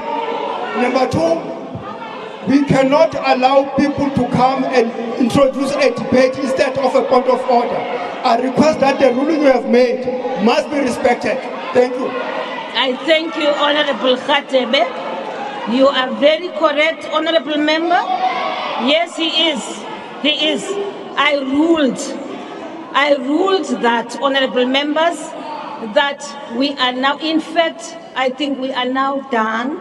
I've given an opportunity to Honorable Members to raise their issues, and none of what you are raising is related to what we're about here today. Honorable Dlamini, please, we want now to proceed. Honorable members, we want to proceed with the business of the House. It is now 20 past, since 20 minutes after, since we started with this. We now proceed, Honorable. Did I recognize him? Honorable Dlamini, yes? On what point are you raising? Are you rising? I'm rising on Rule 14U. Which 14U. 14U. I hope I must speak as a book. I read it to you. Yes. So other people Yes. Yes. Speaker. Yes. As was seated here. How much more as a country must allow such incompetence to come and address us? This man who sits here, Mr. Honorable Member, point of order. Point of order, withdraw that. 1 billion has not given those people. Withdraw what you have done. This is not, don't say this man, it's an honorable member. It is an honorable member. Honorable Mr. Ramaphosa. Number two, yes, Honorable Dlamini. Yes, Speaker. Honorable Dlamini. Yes, Speaker. Shall we please respect one another? No problem. And maintain the decorum of the House. Honorable Dlamini, this is the President of the Republic of South Africa. That's number one. Number two, Honorable Member, I'm talking now. No problem. Honorable Dlamini, will you please now take your seat? But I'm not speaking. Thank you, Honorable Dlamini. Dlamini, please, Honorable Member, please take your seat. Uzawuphuma ke ngoku. Thank you, Mr. President. Mr. President, proceed. I see the game which you are playing, honorable members. And I will not allow you to proceed with it. This business of SONA will continue. I will not allow you to, Honorable Mawutwe, I'm addressing you, please stop that. Lower your hand. Thank you very much, honorable members. Please, let us respect one another. Thank you. Honorable the President. There is no point of order now. Is no point. I've given you adequate time and you are not raising issues relevant to what we are discussing here today. What you have been doing is to raise spurious points of order. I'm not allowing it. Proceed, Mr. President. Proceed. Thank you, Honorable Speaker.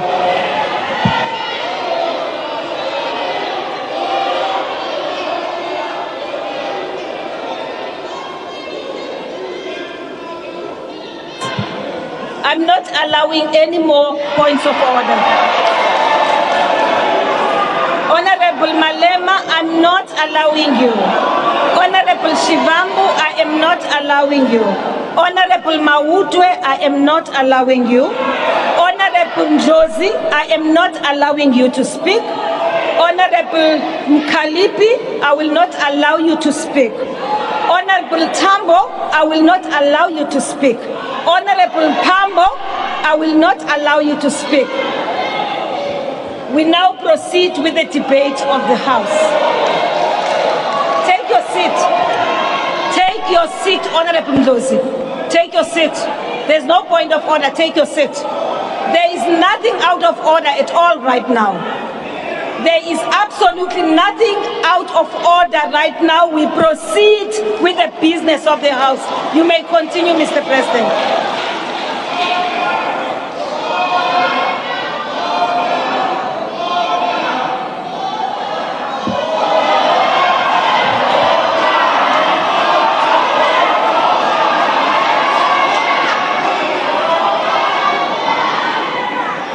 Thank you very much, Honorable Member. Mautwe, Honorable Member, please lower your hand. Honorable Members, I don't want to find ourselves in a space where we have to enforce the rules. We all understand what the rules are. Honorable Tambo, uzawuphuma tata. Very soon you are going to be out. Uzawuphuma. No, man. We can't be disrespected in this way. South Africans would like to listen to the State of the Nation address. What you are doing, honorable members, is disrespecting not this assembly, but you are disrespecting all South Africans. I will not allow any more points of order. I have ruled and I am not going back on that one. If you do not want honorable members to be part of this session, if you don't want to be part of the session, if you don't want to listen to SONA, please, you may simply walk out and wait for us outside. That's it.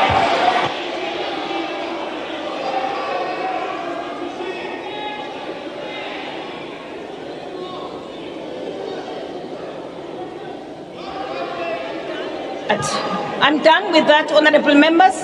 I've come to a conclusion that what you all are raising has absolutely nothing to do with what we are about here today. I have, honorable members, decided that you should refrain, as I have said earlier on, from raising spurious points of order.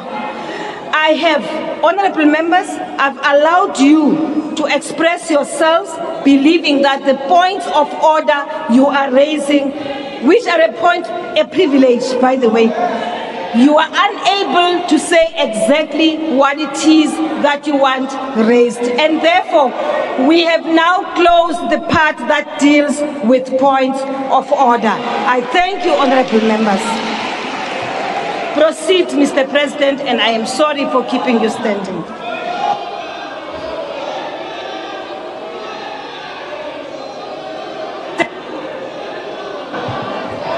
Proceed, Mr. President. Thank you.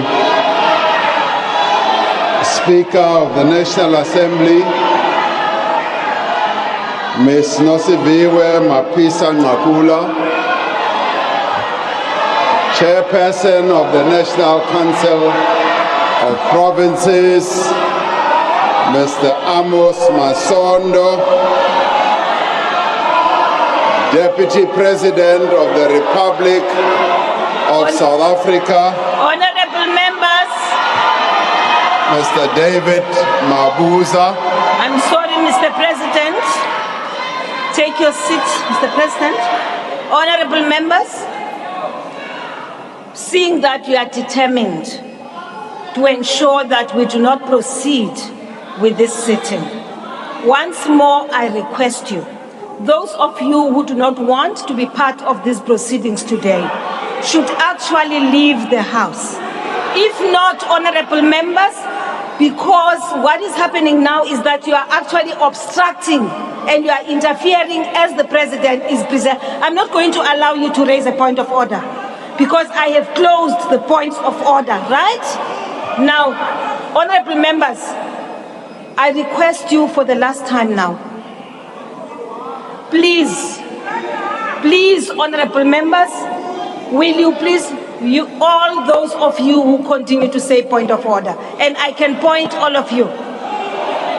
Now, there will be no point of order, and there will be no one who says point of order as the president now is addressing. I've given you an opportunity, I've given you ample time, and none of you have raised an issue related to what we are about here today.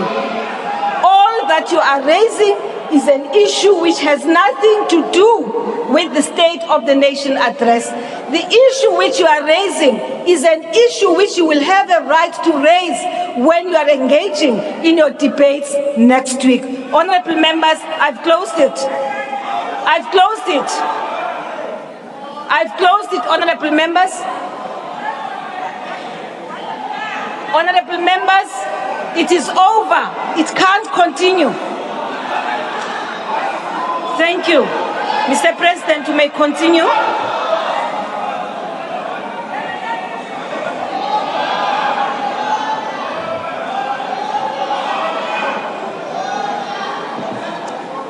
Thank you, Honorable Speaker.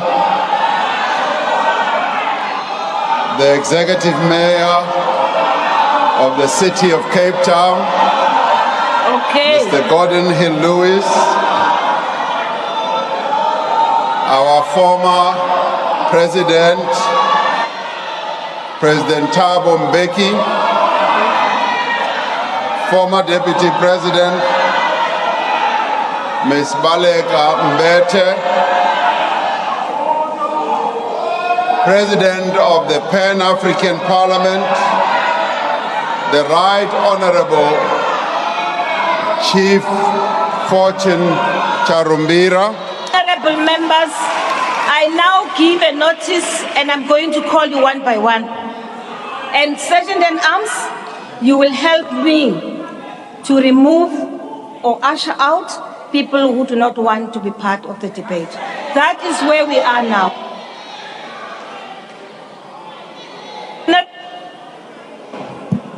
Honorable Shivambo, Honorable Malema, Honorable Mente, Honorable Mawutwe, Honorable Dlamini, Honorable Ndlozi. I don't need to be assisted to chair, please. Let me deal with my mess right now. It's mine. Leave me to deal with it. Honorables, the ones I've just called now, you can leave the house. Now. Sergeant at Arms, leave the house.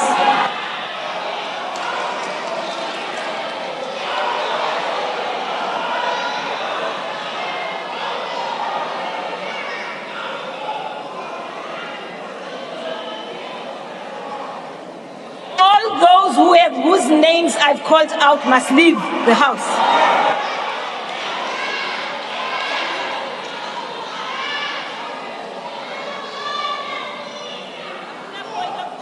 There's no point of order. Lower that hand. There's no point of order. And stop screaming at us. Lower that hand. Orupume. What's the name of the person?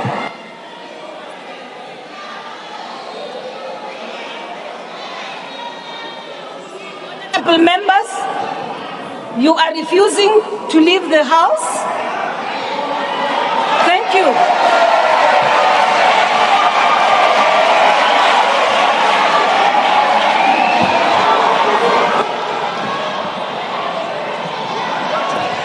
I now suspend the proceedings.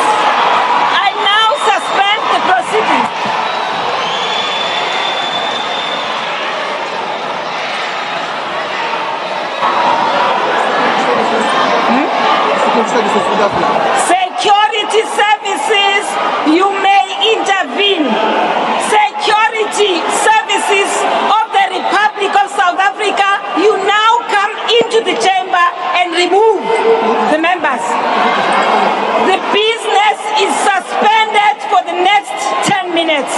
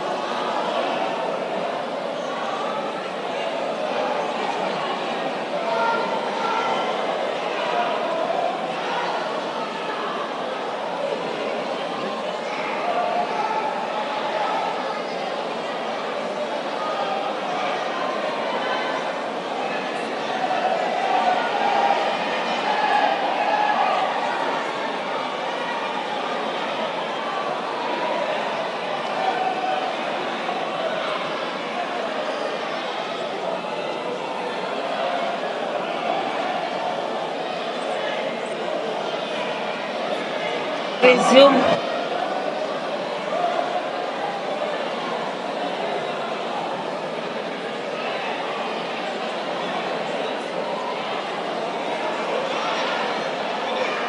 Honorable members, the ladies of the PPS, honorable members, the ladies of the PPS, will you please remove the ladies?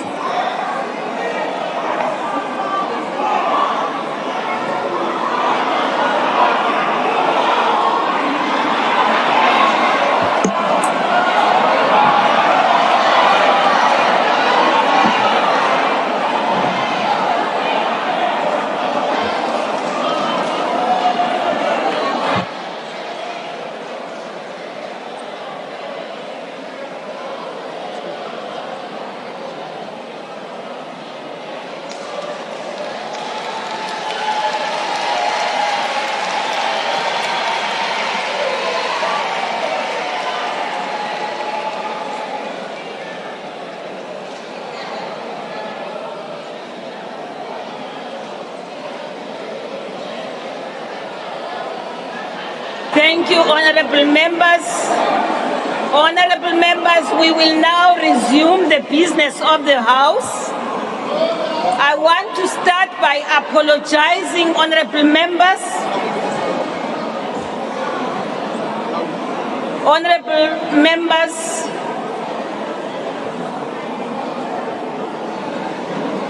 I've noted your hand, honorable member. May you please allow me to address the House first.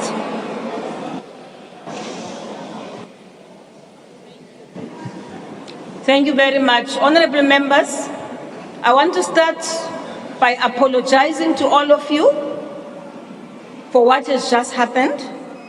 I also want to apologize to the South African nation, which is watching the proceedings. I do want to thank the speed with which the PPS and the security of police came in and dealt with the issues. The issue is now we will proceed with the business of the House, honorable members. It was not our intention to continue in the manner in which we have done. But honorable members, we've had to suspend the House because there was disorder. Thank you very much, honorable members. Honorable leader of the opposition party. Madam Speaker, Madam Speaker, I don't intend to delay the proceedings any more than they have already, but it is an important point of parliamentary privilege. Prior to you issuing an instruction for the security services to enter the chamber, they had already entered the chamber, armed with firearms, and this matter has already been the subject of litigation in the High Court of South Africa, which ruled that it was not permissible for members of the armed services to enter the Chamber of Parliament without your express permission. That was not the case in the sequence of events. I'm not asking you to make a ruling now. However, I am asking you to examine the footage and for you to ensure that in future the rules of Parliament are upheld and that members of this House are not intimidated by an uninvited insurgence of the security services into the chamber. Thank you. No, honorable member, may I just draw your attention to this. First, I don't know. I will have to watch the footage. But what I do know is that the honorable members who I had called out and requested to leave the chamber had not been invited to climb the stage where the president was sitting. That I must say, rules or no rules, here was a situation, my common sense tells me that a president is sitting here and is addressing, and I ask people politely to leave the House, and instead of leaving the House, they climb the stage. It immediately threatens the security of the principal. And I want to request us, honorable leader of the opposition, that this should not be a matter now that delays the proceedings anymore. Anything else now, we will have to go back to the Hansard and go to the recordings and observe for ourselves, both you and us from our side. Being removed from the house can never allow you and give you the right to run to the stage where a principal is sitting. And I think that's the only reason. And please allow me, Honorable Steenhuisen, that I do not give you an opportunity to speak. Let us close this matter. This matter must be closed.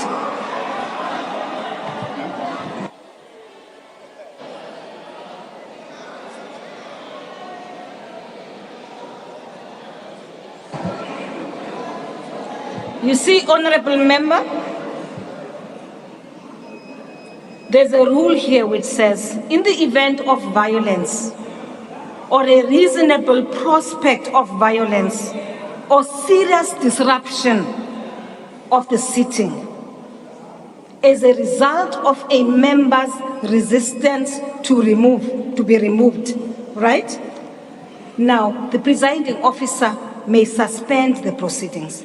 And that is the basis on which I suspended okay, I see you disagree, and I will allow you once, and you, hold on, honorable members, I know you know the rules, you understand. I have a reason for doing this right now. Honorable Steenhuisen. I apologize, Mr. President, for delaying you further than you've been delayed already. But this is an important point, and it's important for our Parliament. Madam Speaker, at that stage that the security services rushed in, there was at that stage no threat to life or limb. Furthermore, they can only enter the chamber upon your invitation. That was not the case. They entered the chamber prior to you saying, I invite the security services in to stabilize the situation. It is a very important point for you as a presiding officer to protect our Parliament from incursion from forces that account to the executive. And it's a parliamentary point, and I'm happy to take it to the Rules Committee with you, but I want it on the record that we are not going to let this matter lie here. It is an important point to prevent the intimidation of members of Parliament by members of the security services who account to a minister who sits on these benches. Thank you. I thank you, Honorable Oosthuizen, and I have noted the points you have raised. Please allow me to proceed with the sitting, honorable members. Honorable Groenewald. Thank you, Honorable Speaker. Unfortunately, I differ from my colleague, Honorable Steenhuisen. Maybe he doesn't understand the work and the job of the Presidential Guard. The EFF made a mistake to get onto this stage and make a threat to the President. I want to congratulate the Presidential Guard for what they did. I thank you, Honorable Singh. Thank you, Honorable Speaker. Honorable Speaker, I think you have made a ruling on this matter.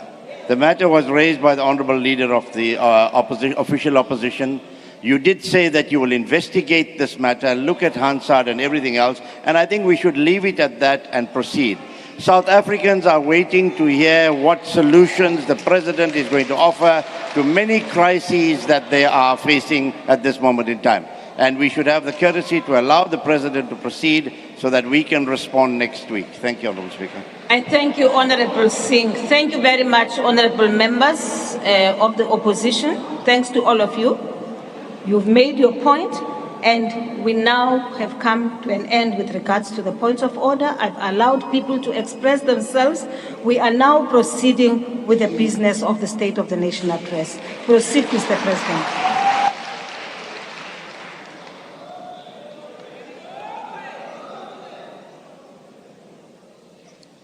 Speaker of the National Assembly, I greet you once more as well as the Chairperson of the National Council of Provinces, Mr. Amos Masondo. I also extend my greetings to Deputy President of the Republic, David Dabe de Mabuza, the Executive Mayor of the City of Cape Town, Mr. Gordon Hill Lewis, former President Thabo Mbeki, former Deputy President Balega Mbete, President of the Pan-African Parliament, the Right Honorable Chief Fortune Charumbira, the Chief Justice of the Republic, Justice Raymond Zondo, and members of the judiciary, premiers here present, mayors, heads of institutions supporting democracy, Deputy President of the governing party, Mr. Paul Mashatile, and leaders of other parties, members of Parliament, Chief of the South African National Defence Force, Commissioner of the South African Police Service, Commissioner of the South African Revenue Service, fellow South Africans. It is indeed a great honor for me, despite what happened earlier, to stand before you this evening to present the state of the nation. The moment of the state of the nation endears us to ask ourselves a number of questions, but the one I want to focus on today is what defines us as a nation. We are not a nation defined by the oceans and the rivers that form the boundaries of our land. We are not defined by the minerals under our earth or the spectacular landscape above it. We are not even defined by the languages and the cultures that we have as a people, or by the songs that we sing, or even by the work that we do. We are, at our most essential, a nation defined by hope and resilience. It was hope that sustained us during the struggle for freedom, and it is hope that swells our sails as we steer our country out of turbulent waters to calmer seas. Even in these trying times, it is hope that should sustain us and fuel our determination to overcome even the greatest of difficulties. And difficulties we have by the ton. Just 3 years ago, our country was devastated by the worst global pandemic in living memory. Thousands of lives were lost. Companies that employ many of our people closed, and jobs were lost. COVID-19 did not browbeat us into submission or disillusionment. Working together, we overcame that crisis, and we have started to recover. And it is important for us to pause for a moment and look back whence we have come. That we have recovered, much as a number of families, more than 100,000 or so, have lost their loved ones. But it is during this period, as we look back and as we look at what has been unfolding, that we need to say there are certain things that are happening in our country that we need to take note of. Today, our economy is larger than it was before the pandemic. Between the third quarters of 2021 and 2022, around 1.5 million new jobs were created in our economy. That's something to note. The presidential employment stimulus has provided work and livelihood opportunities to more than 1 million people who did not work. Last year, our matriculants, and something that we need to be proud of, defied the effects of the pandemic to achieve a pass rate of 80%, and we ought to congratulate them for that achievement. And we see this spirit of resilience and determination and achievement in our artists, in our musicians, actors, authors, sportsmen and women who are making waves here at home and on the continent and beyond our shores. Banyana Banyana made us proud when they won the Women's African Cup of Nations to become the African champions. Zakes Bantwini, Nomncebo Zikode, and Wouter Kellerman just recently made our country proud at the Grammy Awards for their collaboration in the song Bayete.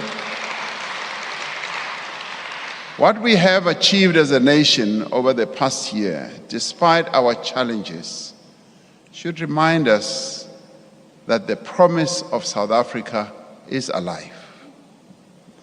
The progress we have seen should give us courage as we look and as we must look to a better future.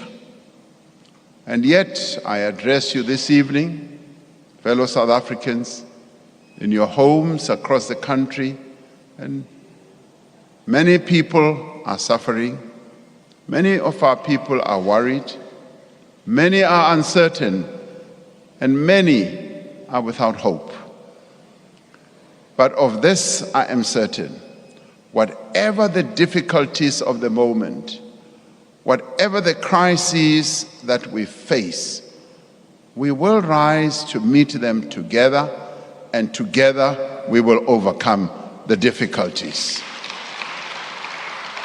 This we will be able to do if we work together, and more importantly, if we leave no one behind. We gather here at a time of crisis. Our country has, for many months, endured a debilitating electricity shortage that has caused immense damage to our economy and to the livelihoods of our people. And for 2 years before that, our society, as I said, was devastated by COVID-19 that caused great loss of life and much hardship. The pandemic worsened the situation of deep unemployment as we lost more than 2 million jobs. The pandemic negatively affected livelihoods and increased poverty.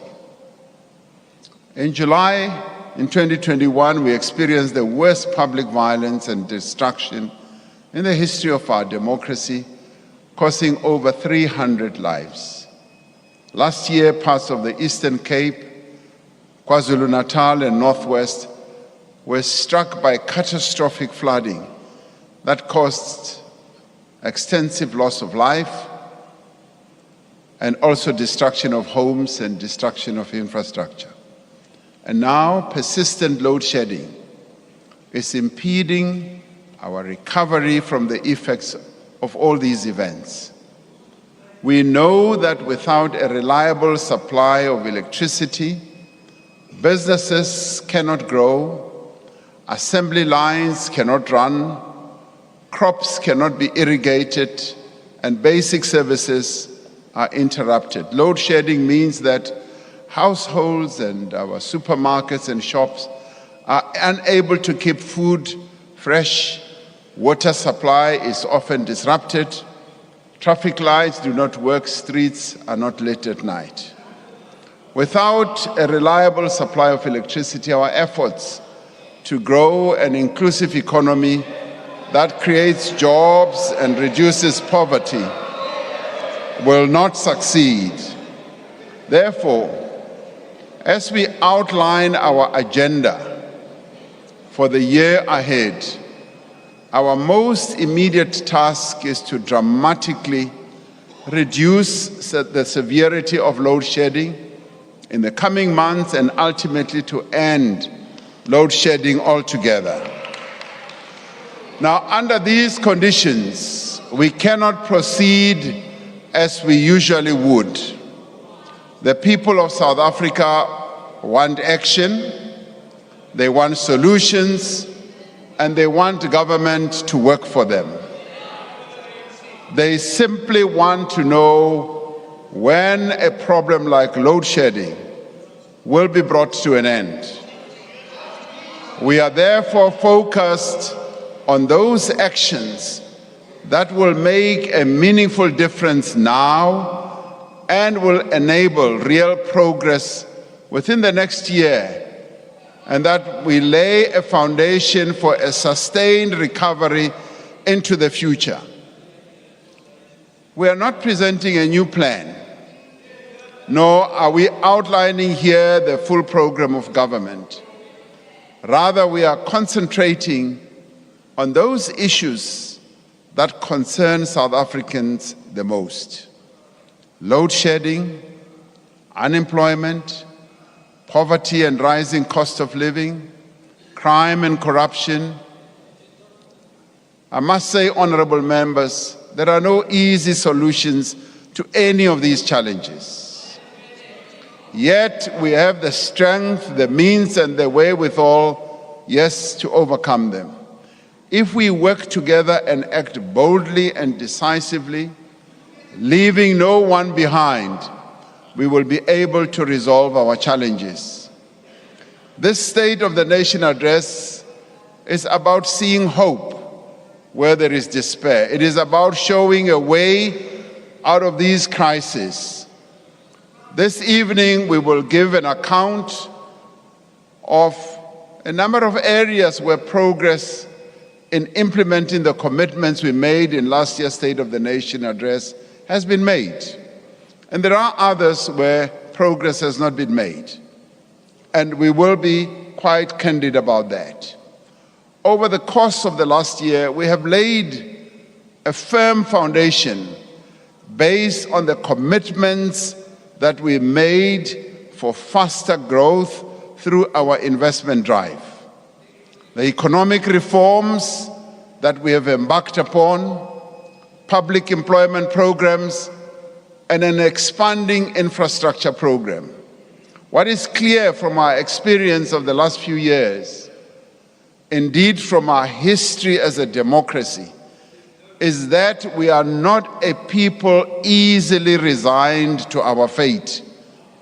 When we faced the greatest challenge of apartheid, we did not submit to the oppression that the apartheid regime imposed on our people. We stood firm and engaged in a struggle, hopeful that our cause would triumph, and it did. Against all odds, we were able to succeed. We can and we will change the circumstances in which we find ourselves today. We are both able and determined to overcome the difficulties that we face and place our economy on a firm path of recovery. Our most immediate priority is to restore energy security. We are in the grip of a profound energy crisis, the seeds of which were planted many years ago. We cannot undo the mistakes that were made in the past, the capacity that was not built, the damage that was done to our power plants due to a lack of maintenance, and the effects of state capture on our institutions. What we can do is to fix the problem today, to keep the lights on tomorrow and for generations to come. In July last year, I announced a clear action plan to address the energy crisis. This was to address the electricity shortfall of 4,000 to 6,000 megawatts. The plan outlined 5 key interventions. First, to fix Eskom's coal-fired power stations and improve the availability of existing supply.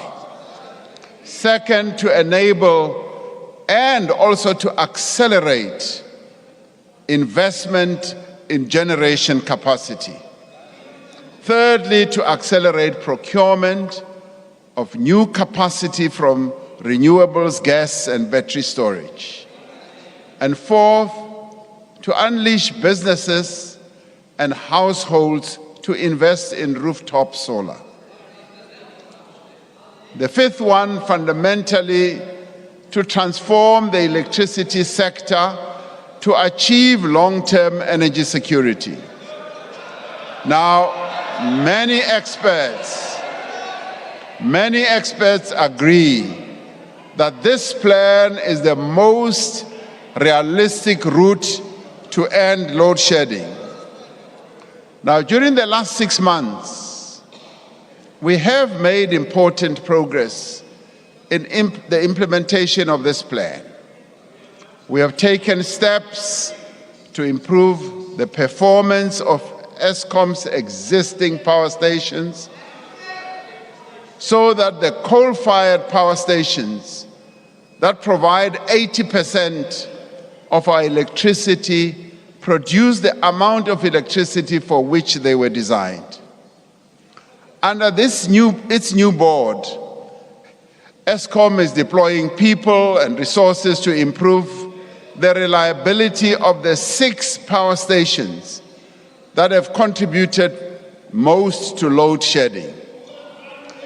Eskom is urgently fast-tracking the construction of a temporary solution to bring back 3 units at Kusile Power Station following the collapse of the chimney or the flue last year, while simultaneously repairing the permanent structure. We are rebuilding the skills that have been lost over time. And we have already recruited a number of skilled personnel to senior levels to be deployed at underperforming power stations. And this is where South Africans have come to the fore, voluntarily and offering their services. And it has just been amazing the way South Africans have rallied together to say this is our common problem and we must work together to resolve it, and not stand on rooftops and just criticize, but find ways of resolving these problems. The Engineering Council of South Africa has offered to give as much assistance as required by deploying engineers to work with the management teams at power stations. We have deep skills and expertise right here in South Africa. We just need to use them. National Treasury is finalizing a solution to address Eskom's 400 billion rand debt burden. And they are doing so in a manner that is equitable and fair to all stakeholders, which will enable the utility to make the necessary investments in maintenance as well as transmission. Government will support Eskom to secure additional funding to continue purchasing diesel for the rest of the financial year. This should reduce the severity of load shedding, as Eskom will be able to use its diesel run plants when the system is under strain. Eskom has launched a program to buy excess power from private generators and has already secured some 300 megawatts, also from neighboring countries around us. The South African Police Service has established a dedicated team with senior leadership to deal with the pervasive corruption and theft at several power stations that has contributed to the poor performance of a number of these stations. An intelligence-driven operation at Eskom-related sites has also so far resulted in the arrest of a number of people, and we are counting 43 and going upwards. As part of the broader reform process, The restructuring of Eskom that we previously announced and spoke about here in this Parliament is proceeding, and the National Transmission Company will soon be operational with an independent board. Later this year, we will table the Electricity Regulation Amendment Bill to this Parliament to transform the energy sector and establish a competitive electricity market like what is done in other countries. As indicated in July last year, and with a view to addressing load shedding crisis, we are going to proceed with the rollout of rooftop solar panels. In his budget speech, the Minister of Finance will outline how households will be assisted and how businesses will be able to benefit from a tax incentive. And National Treasury is working on adjustments to the Bounce Back Loan Scheme to help small businesses to invest in solar equipment and to allow banks and development finance institutions to borrow directly from the scheme to facilitate the leasing of solar panels to their customers. One of the potent reforms we have embarked upon is to allow private developers to generate electricity. There are now more than 100 projects which are expected to provide over 9,000 megawatts of new capacity over time. A number of companies that have participated in the renewable energy program will soon enter construction and will deliver a total of 2,800 megawatts of new capacity. And Eskom will procure emergency power that can be deployed within 6 months to close the immediate gap. We are investing in new transmission lines and substations, especially in areas such as the Eastern Cape, Northern Cape, and Western Cape. All of these measures will result in a massive increase in power to the grid over the next 12 to 18 months and also beyond. Now, this power will be in line with our diverse mix of energy sources, including our current coal-fired power stations, solar, wind, gas, nuclear, hydro, and battery storage. To fully implement this plan, we need a central coordination, and we also need to take decisive action. Some of the processes have been held up by regulations, have been held up by various processes that are embedded in the architecture that we have regarding energy. In a time of crisis, we need a single point of command and a single line of march. Just as we address the cause of the crisis, we also need to address its impact. Now, the crisis has progressively evolved to affect every part of society. We must act to lessen the impact of the crisis on farmers, on small businesses, on our water infrastructure, on our transport network, and a number of other areas and facilities that support our people's lives. Now, in considering all these matters and the crisis that we are in, the National Disaster Management Center has consequently classified the energy crisis and its impact as a disaster. We are therefore declaring a national state of disaster to respond to the electricity crisis and its effect.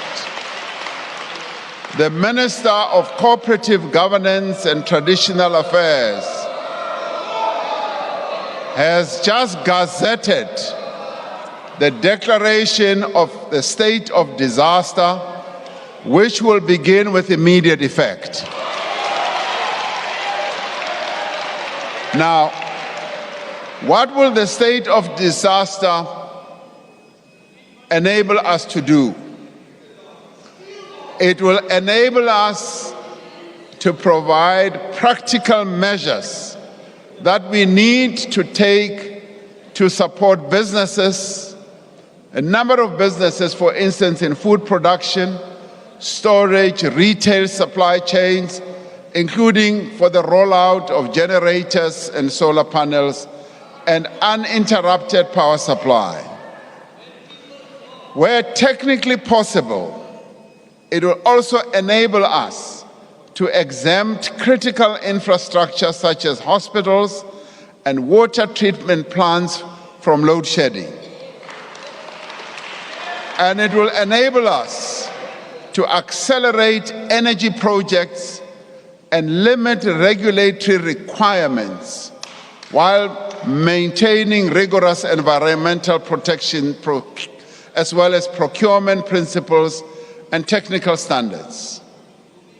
Now, the Auditor General will be brought in to ensure continuous monitoring of expenditure in order to guard against any abuses of funds needed to attend to this disaster. Now, to deal more effectively and urgently with the challenges that confront us, I will appoint a Minister of Electricity in the Presidency to assume full responsibility for overseeing all aspects of the electricity crisis response. You better listen, including the work of the National Energy Crisis Committee. Now, the minister will focus full-time on the work with the Eskom board and the management on ending load shedding and ensuring that the Energy Action Plan is implemented without delay. Now, so as to remove any confusion,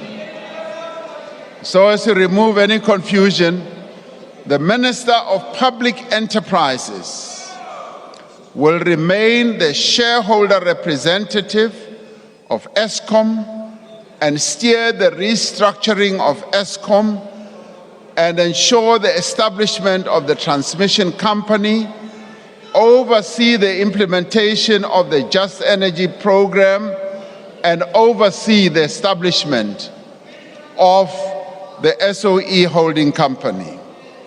Now, the process of restructuring government will give us an opportunity to determine the positioning of various areas of responsibility and how best the various ministries and departments can best serve our national objectives.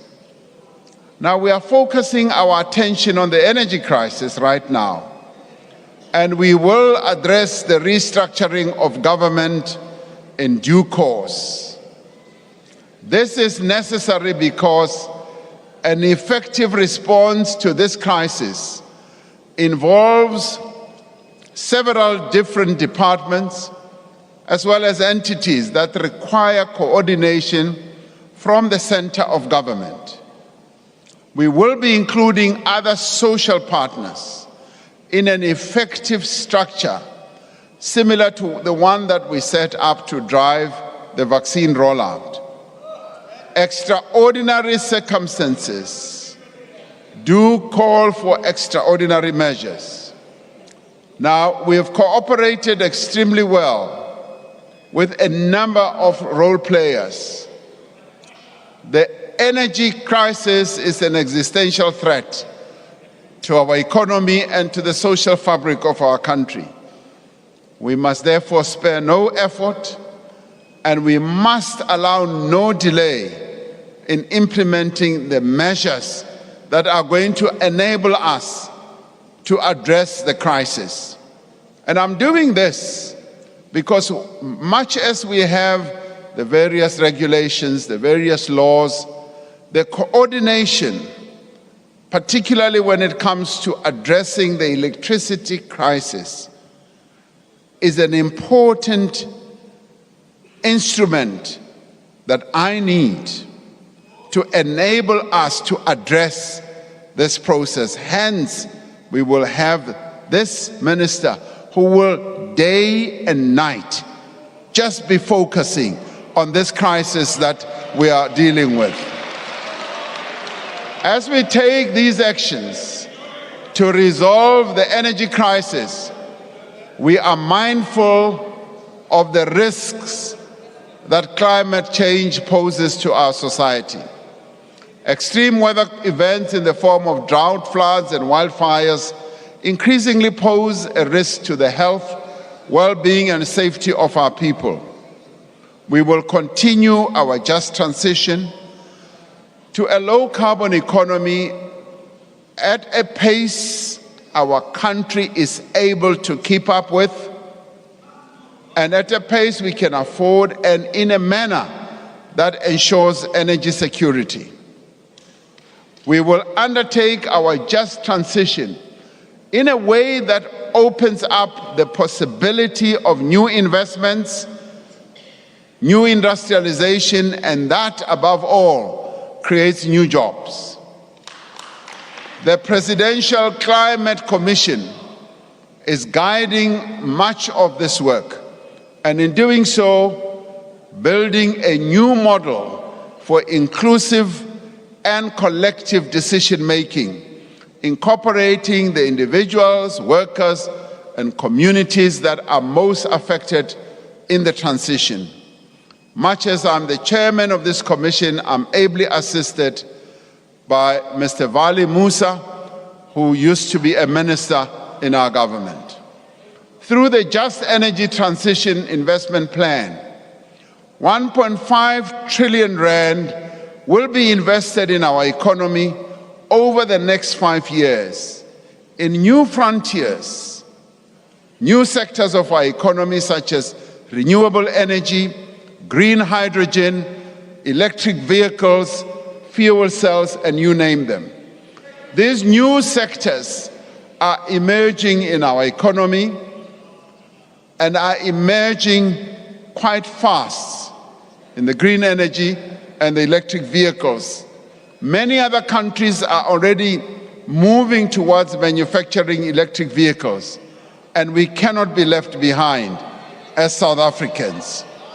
And as we move on, we will be able, yes, to address all these new technologies and industries, because this new period ushers in a number of opportunities.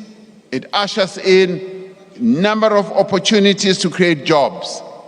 A number of projects are already underway, including the development of the new facility by Sasol at Boegoebaai in the Northern Cape, the Priska Power Reserve in the Free State, and the Hydrogen Valley Initiative in Limpopo and KwaZulu-Natal.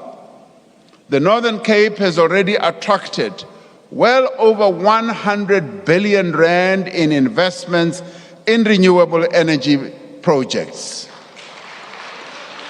Now, these projects, no doubt, are going to create a lot of jobs. There's a lot of new investments that are happening in the Northern Cape. It has ushered in a great deal of hope amongst the people of the Northern Cape. These and other massive investments in renewable energy will create jobs and stimulate local economies, not only in the Northern Cape, but also in the Eastern Cape, the Western Cape, in Mpumalanga, turning even the most arid desert into a giant of energy source. Above all, our just transition will prioritize workers and communities in vulnerable industries to ensure that no one is left behind. Our economy needs to grow much faster if we are to meaningfully reduce unemployment. And in terms of unemployment in our country is a structural form of challenge and problem, but we need to address it. In the State of the Nation address last year, we spoke of our intention to forge a comprehensive social compact that would join all social partners in a common program to rebuild our economy and to enable higher growth. But I must say tonight that we have not been able to conclude a comprehensive social compact in the time frame we had envisaged, because a number of new circumstances emerged that made it difficult for social partners to forge a consensus. But the good thing is, the social partners have expressed their intention, and I've been talking to them up till just yesterday.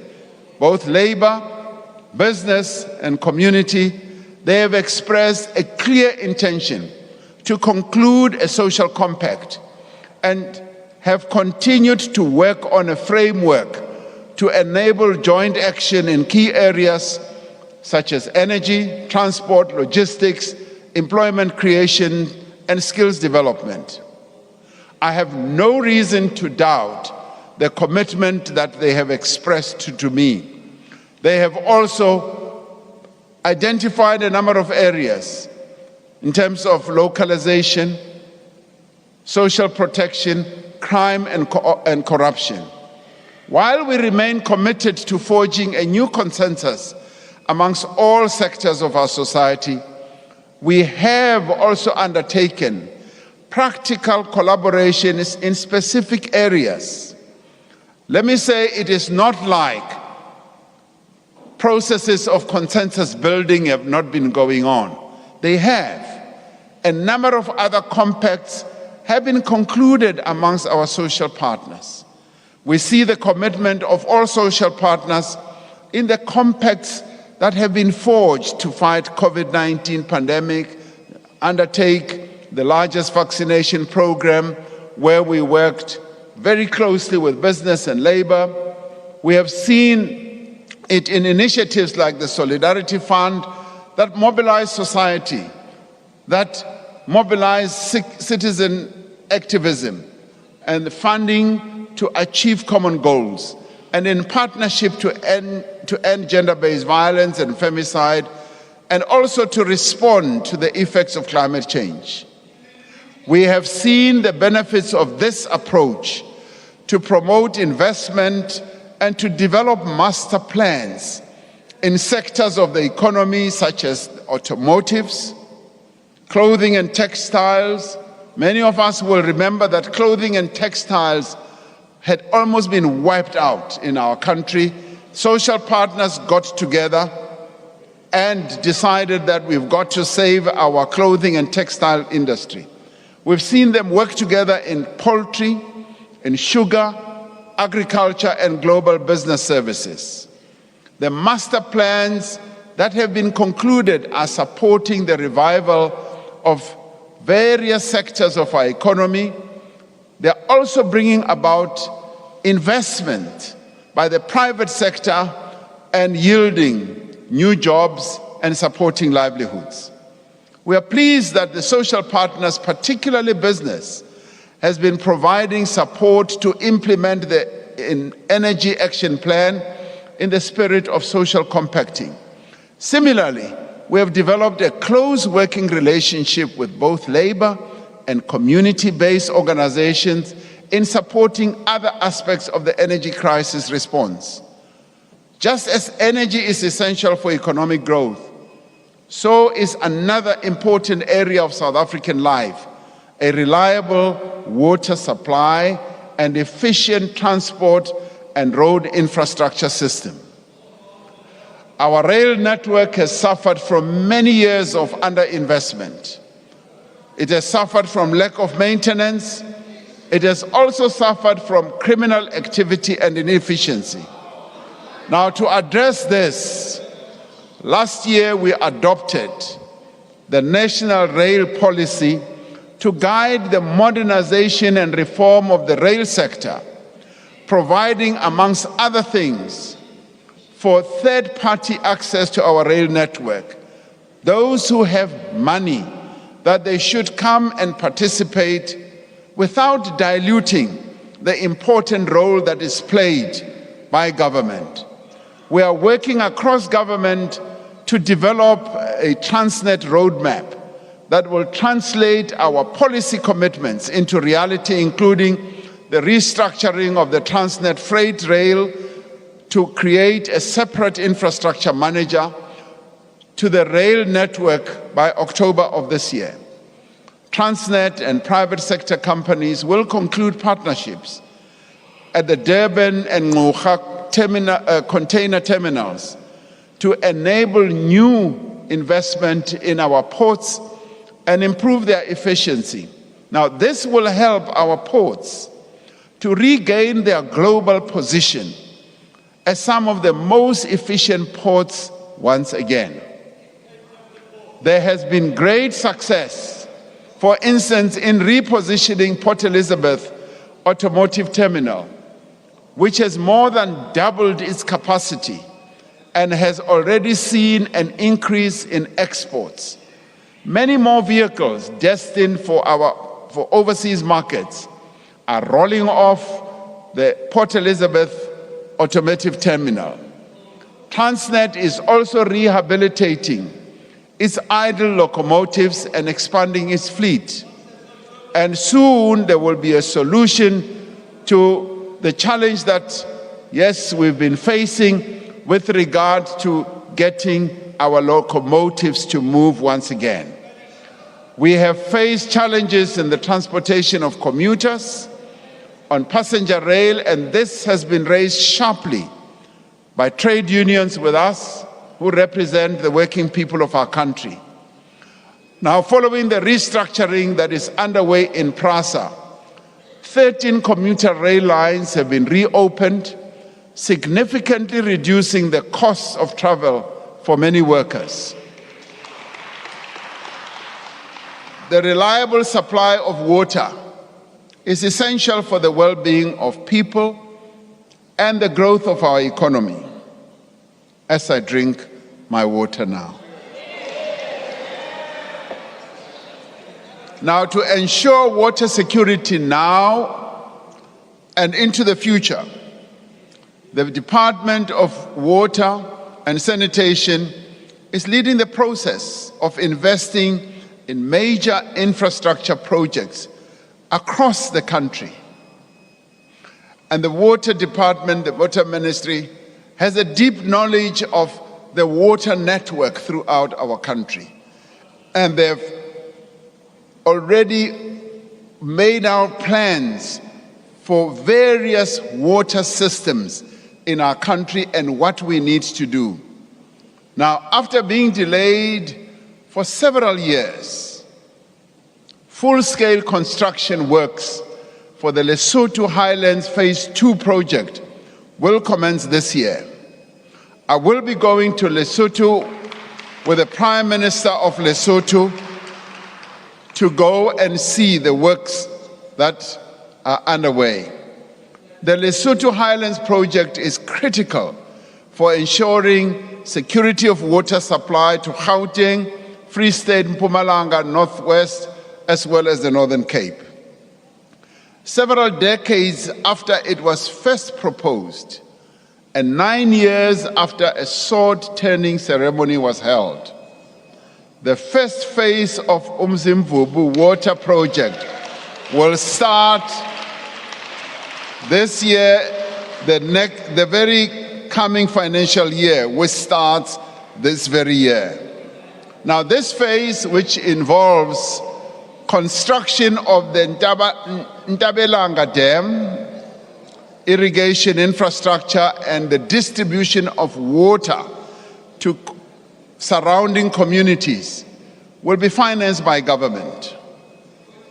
The next phase to be constructed will be the Lelani Dam, which will include a hydropower station.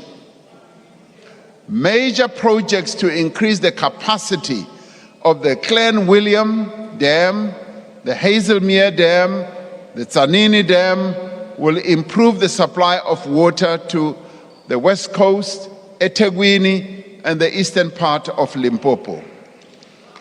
Now, I went with the Minister of Water and Sanitation to the Guyana project that has been lying fallow for years.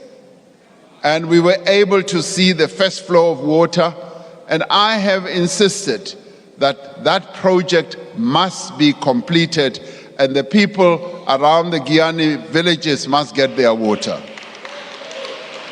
Last year, we announced a comprehensive turnaround plan to streamline the process for water use license applications, which is vital to enable greater investment. Since then, we have cleared the backlog of water use licenses and reduced the turnaround time for applications to 90 days.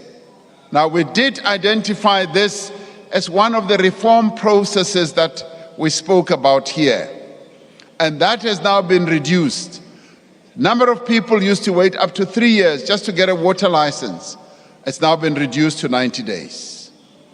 Our infrastructure build program is gaining pace through the work of the Infrastructure Fund and Infrastructure South Africa, which has been established to support strategic infrastructure projects. One of the greatest obstacles to infrastructure investment is the lack of technical skills, project management capacity. And we have found this weakness across all of government. And to fix this Infrastructure South Africa has been allocated 600 million rand for project preparation, specifically in rural and under-resourced areas. The support and planning mechanisms that we have put in place over several years are now starting to bear fruit in increased public investment in infrastructure. By January this year, projects that are worth 232 billion rand were under construction, and projects worth nearly 4 billion rand have been completed. The completed projects include new human settlements in Gauteng, road upgrades, and the development of small harbors. In a major development, the South African National Roads Agency, SANRAL, has awarded road construction contracts worth 18 billion rand over the last 3 months. Now, this is where we begin to see real movement, and this is where construction companies begin to see real contracts being awarded. The construction of Msikaba Bridge and Mtentu Bridge will be finished and make travel in the Eastern Cape much better. This investment will substantially benefit the construction industry and enable large-scale job creation, skills development, poverty relief, especially in rural communities. And what I like with these projects is that as they are executed, the community around these projects become part of the project development. They are also involved in a variety of ways. It's not like construction companies that are being parachuted in and they move out. They leave skills developed in the area. Small and medium enterprises also developed and established and growing. Last year, we said we would increase the construction of rural bridges as part of the Welisizwe program to enable residents to easily and safely reach schools, workplaces, and amenities. Now, a number of us would have seen horrific pictures of when the rivers are in flood, people are not able to cross the bridges, the rivers rather, and young people cannot go to schools, and the residents around those rivers are not able to travel at all. Now, 24 bridges in KwaZulu-Natal are currently under construction, and site preparations are being made for a further 24 bridges. Now, this is all being done with a great technical capability of the South African National Defence Force, whom we must applaud because they are building bridges for our country. In the telecommunications sector, one of the things that we spoke about in the last State of the Nation address, the completion of the spectrum auction has been the spectrum auction has been done, and it has unlocked new investment and has contributed some 14 billion rand to the fiscus. During the course of this year, we will migrate the remaining households to digital television signal and complete the switch off of analog transmission. This has taken quite a long time, but yes, better late than never. And that's where we are. Now, saying better late than ever is not a culture and a practice that I want to see continuing in government. I want to see agility, faster execution, and I want to see everyone across government doing their work and making sure that we do indeed achieve what we have said we will. This will release valuable spectrum for the rollout of 5G mobile networks and will reduce the cost of data. These actions will bring us closer to our vision of affordable, high-speed internet access for all. In the State of the Nation address last year, a number of my colleagues who live in the rural areas, whenever I try to call them and they don't have connectivity, they always say, because we are in the rural areas, we don't have that. Now, this initiative is going to enable even the people in our rural areas to have better connectivity, like all others in the urban areas. We said in the State of the Nation address that we would concentrate our efforts on mobilizing greater levels of investment, which is essential to growing the economy as well as creating jobs. We said that we would give impetus to the campaign that we embarked upon nearly 5 years ago to raise $100 billion, which then translated to 1.3 trillion rand. Last year, the 4th South African Investment Conference raised 367 billion in investment commitments, bringing our 5-year investment target firmly within sight. Over the last year, many of these commitments have resulted in the companies that made these commitments investing in new factories, call centers, solar power plants, undersea fiber optic cables, the expansion of production lines, the adoption of new technologies.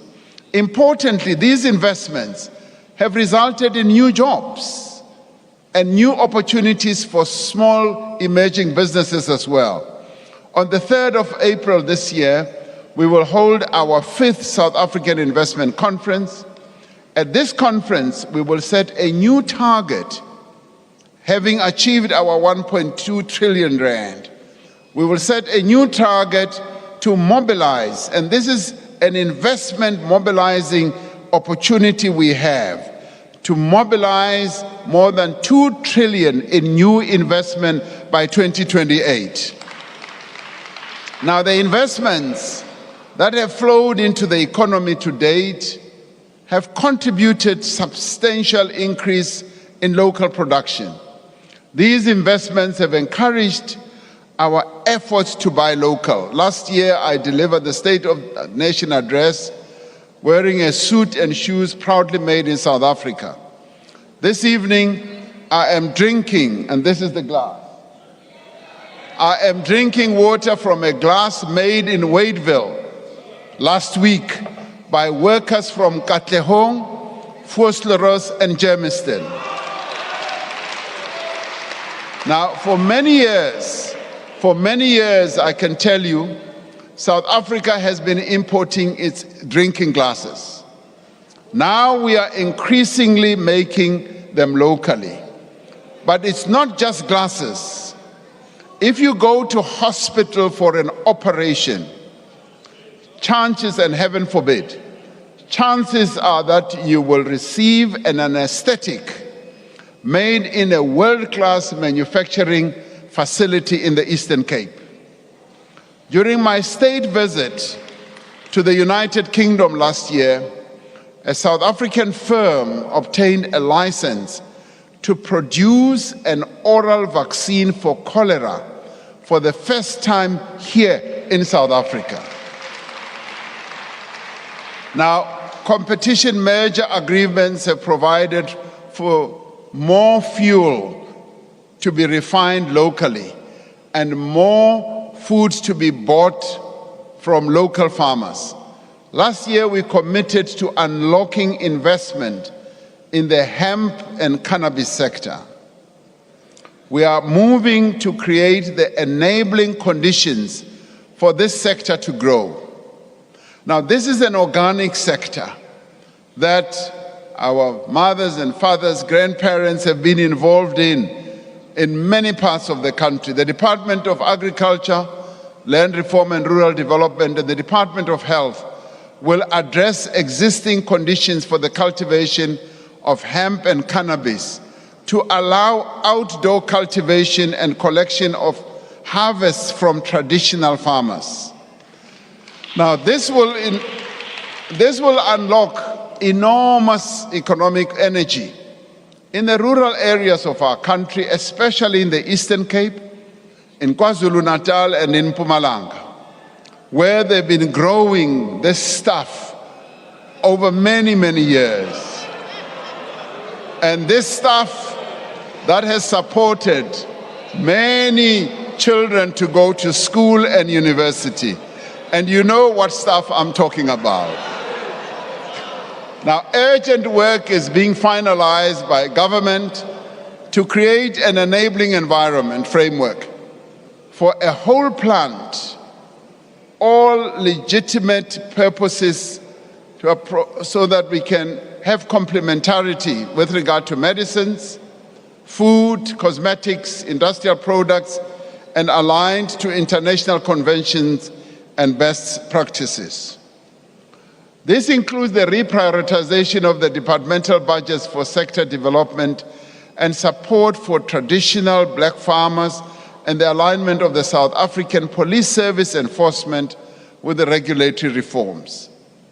A growing economy must also be an increasingly inclusive economy.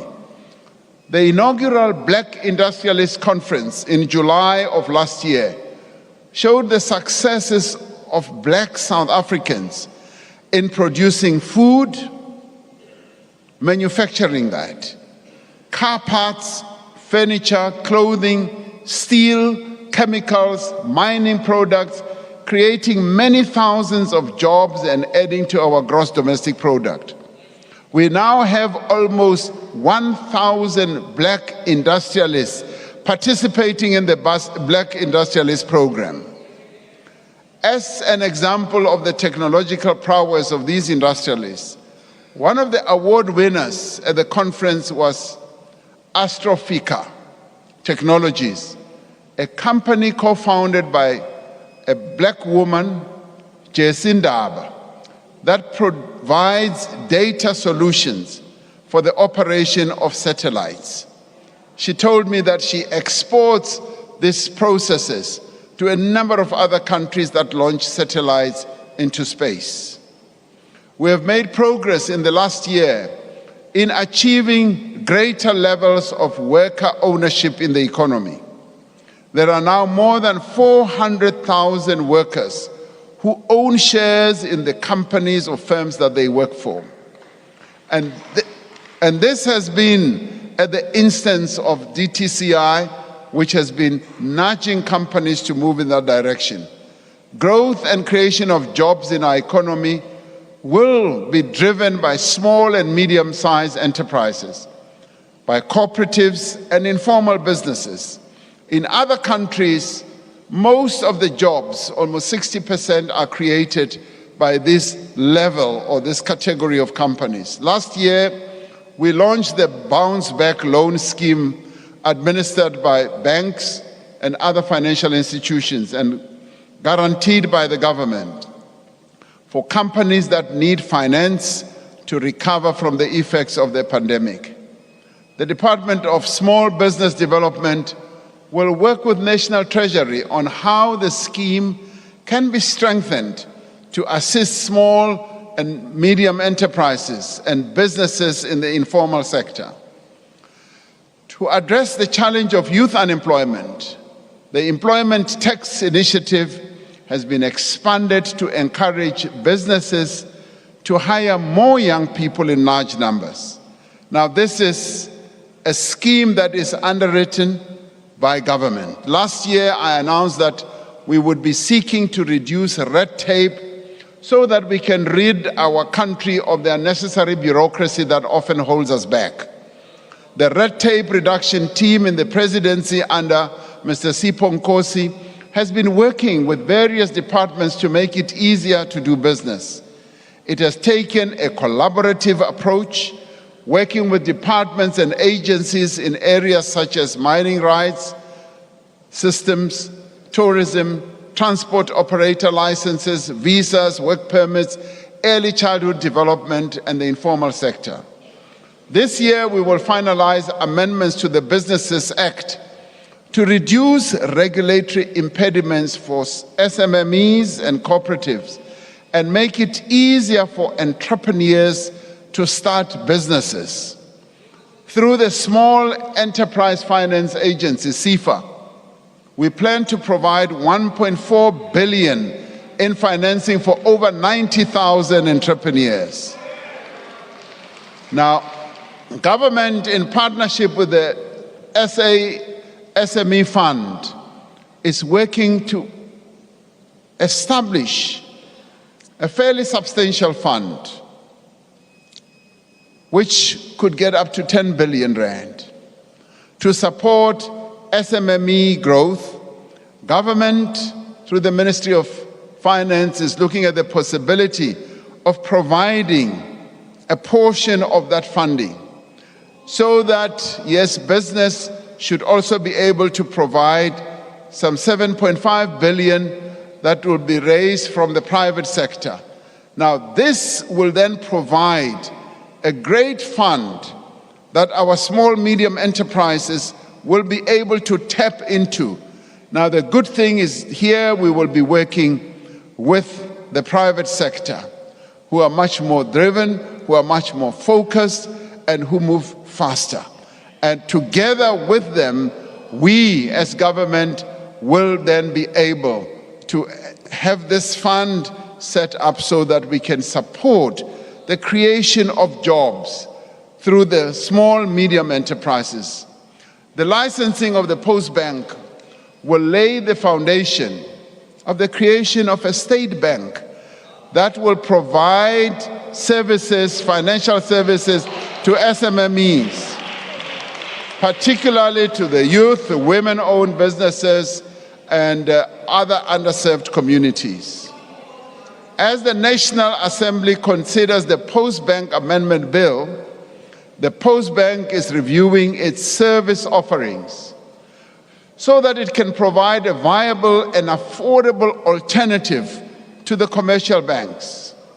Because we always hear many of our people who need funding, as they go to commercial banks, they are always fobbed off, rejected, because they don't have collateral, because they don't have this and all that. The most effective and sustainable way to build an economy is to equip our people with skills and know-how to drive it. We have therefore been working to strengthen the link between the skills that we develop and the skills the workplace needs. This year, the National Skills Fund will provide 800 million rand to develop skills in the digital and technology sector through an innovative model that links payment for training to employment outcomes. We reiterate our call to companies.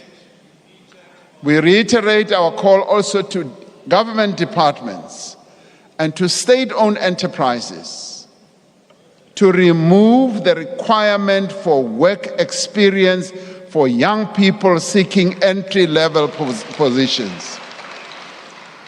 Now, it is often said that you must have experience, even when you are a first-time job seeker.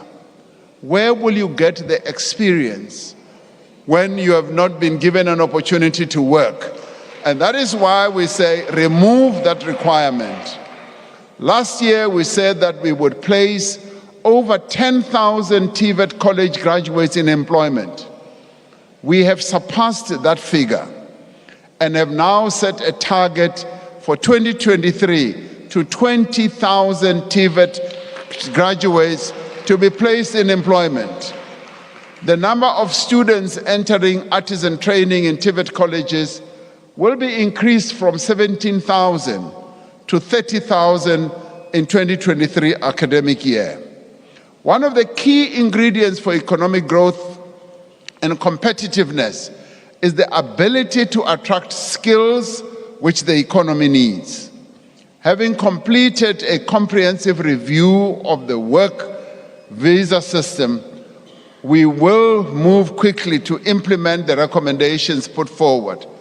We've had a real veteran in the civil service, Mr. Mavuso Msimang, who has been focused on just doing the research and looking at the recommendations that can be put forward. Now, these include establishing a more flexible points-based system to attract skilled immigration, implementing a trusted employer scheme to make the visa process easier for large investors, and streamlining the application requirements. We will also be introducing a remote worker visa and a special dispensation for high-growth startups. While the reform program is underway, we will continue to support public and social employment to provide work to those who need it.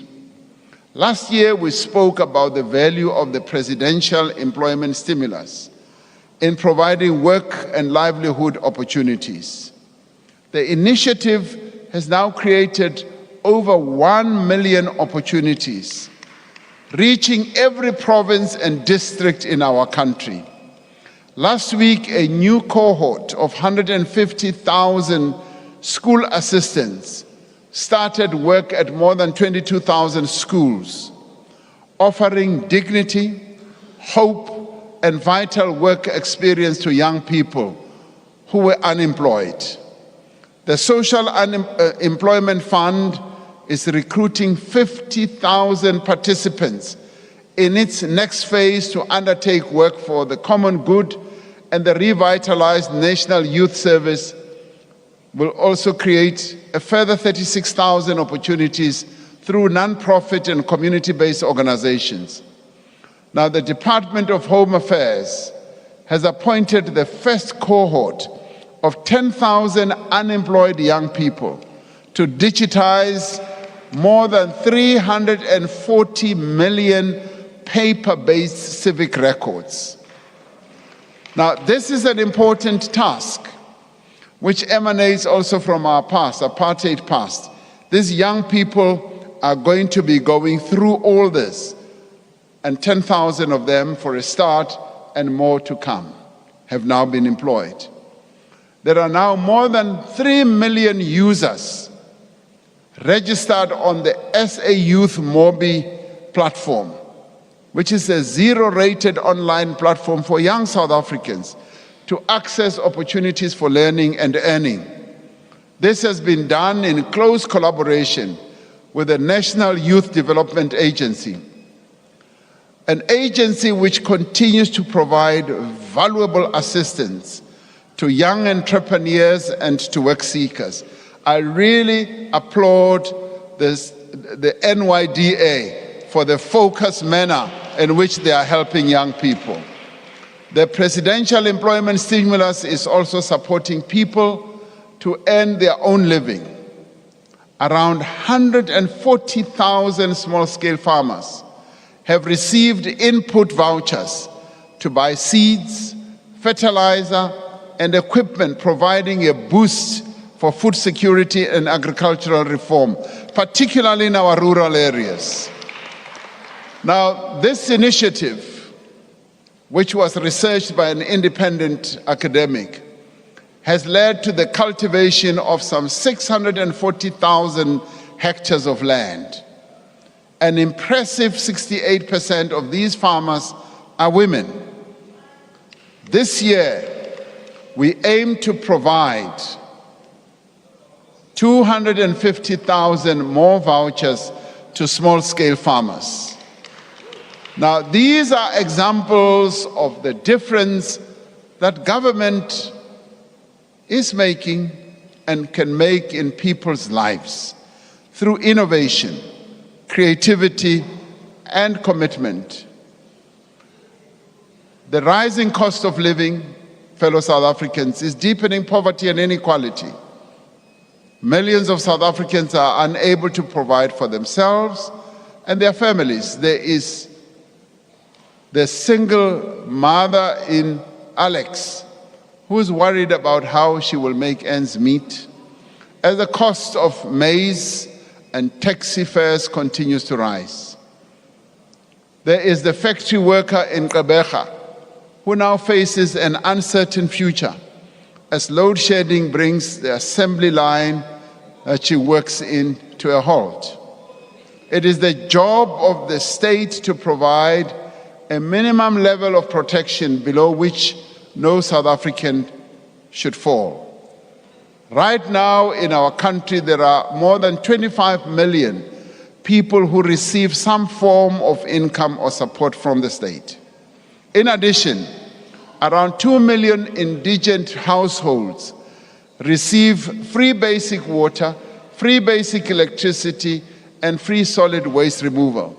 Around 60% of our budget is spent on what is known as the social wage, providing various forms of support, basic services and assistance to households and individuals to combat poverty and hunger. And in support of this work, to counter the rising costs of living, we will continue with the Social Relief of Distress Grant, which the Minister of Finance will talk to when he presents his budget, which currently reaches 7.8 million people. We will ensure that existing social grants, yes, are provided and are even increased to cushion the poor against rising inflation. And this will be set out in the budget that the Minister will provide. Work is underway to develop a mechanism for targeted basic income support for the most vulnerable, while within our fiscal constraints. This will build on the innovation we introduced through the SRD fund, or grant rather, including linking the data that we have across government to make sure we reach all those who are in need. National Treasury is considering the feasibility of urgent measures to mitigate the impact of load shedding on food prices. This year, we will take steps to unlock massive value for poor households by expediting the provision of title deeds for subsidized housing. The current backlog in processing title deeds is over 1 million houses, which amounts to an estimated 242 billion rand in assets that should be in the hands of South Africa's poorest households. We will focus not just on eradicating this backlog, but on making the title deed system more effective and much more accessible. As we undertook in the State of the Nation address last year, the Department of Public Works and Infrastructure has finalized the transfer of 14,000 hectares of state land for housing. Access to quality education for all is the most powerful instrument we have to end poverty. We need to start with children who are very young, providing them with the foundation that they need to write and read for meaning, to learn and to develop.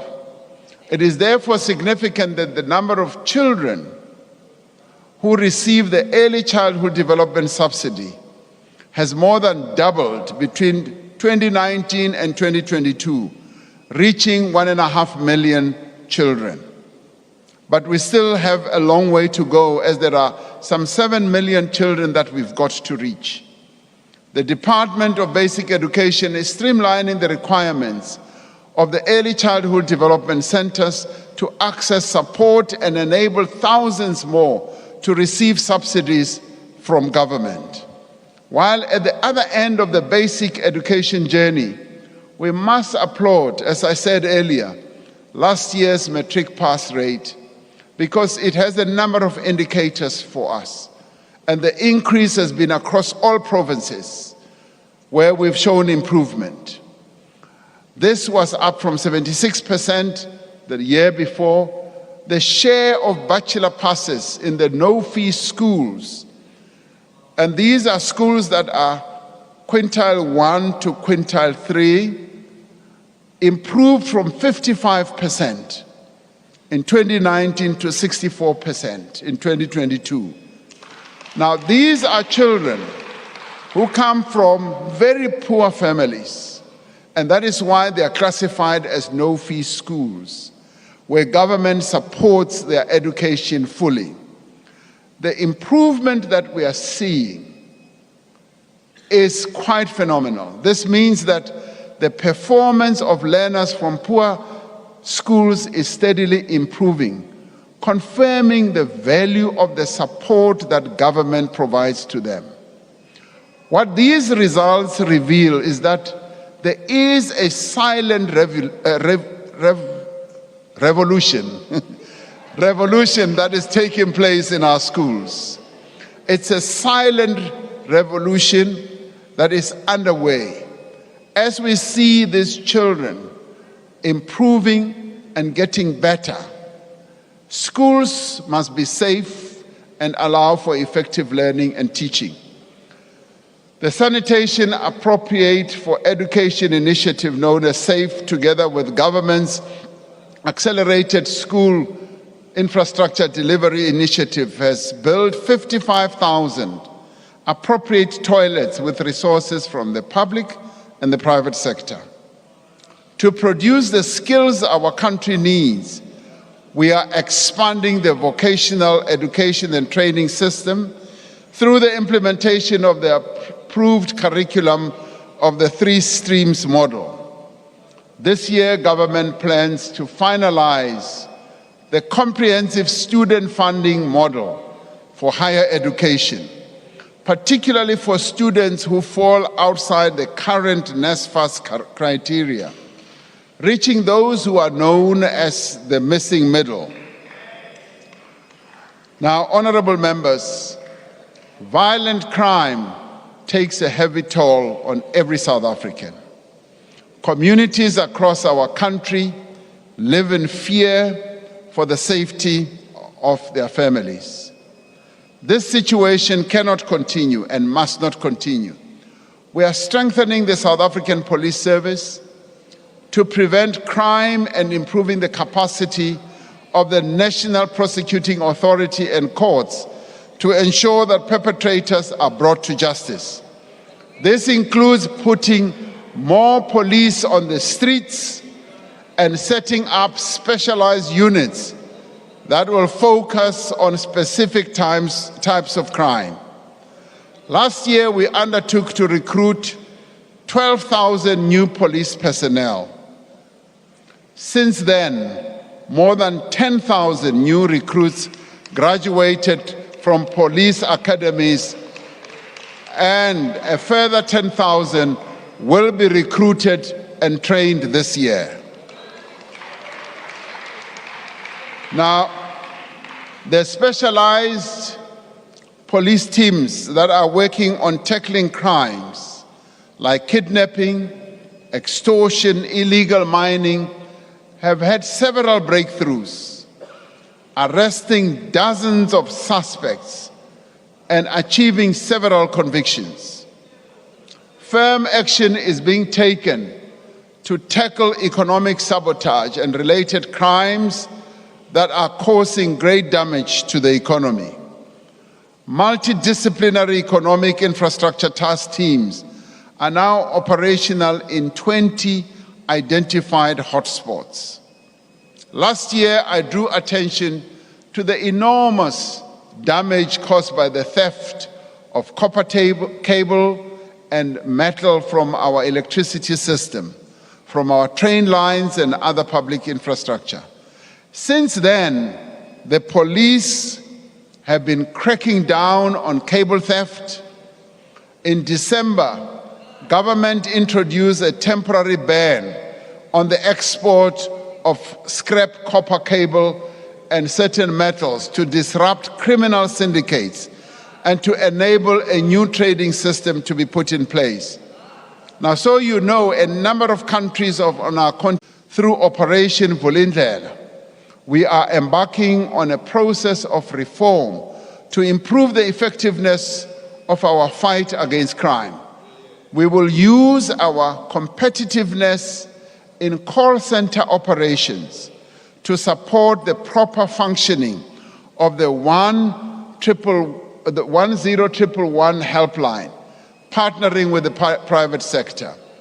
I've heard reports from a number of people, some of them who've even written to me, saying that as they make contact with the 10111 line, it goes unanswered most of the time. Now, we are going to resolve this and address this problem. This is to ensure that when people call the police, their calls are answered and their emergencies are attended to. We will also use data-driven methods in a more sophisticated way to identify target crime hotspots.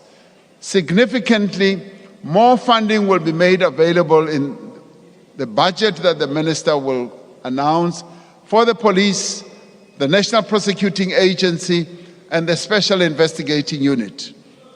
Crime against women and children remain a deeply disturbing feature of our national life.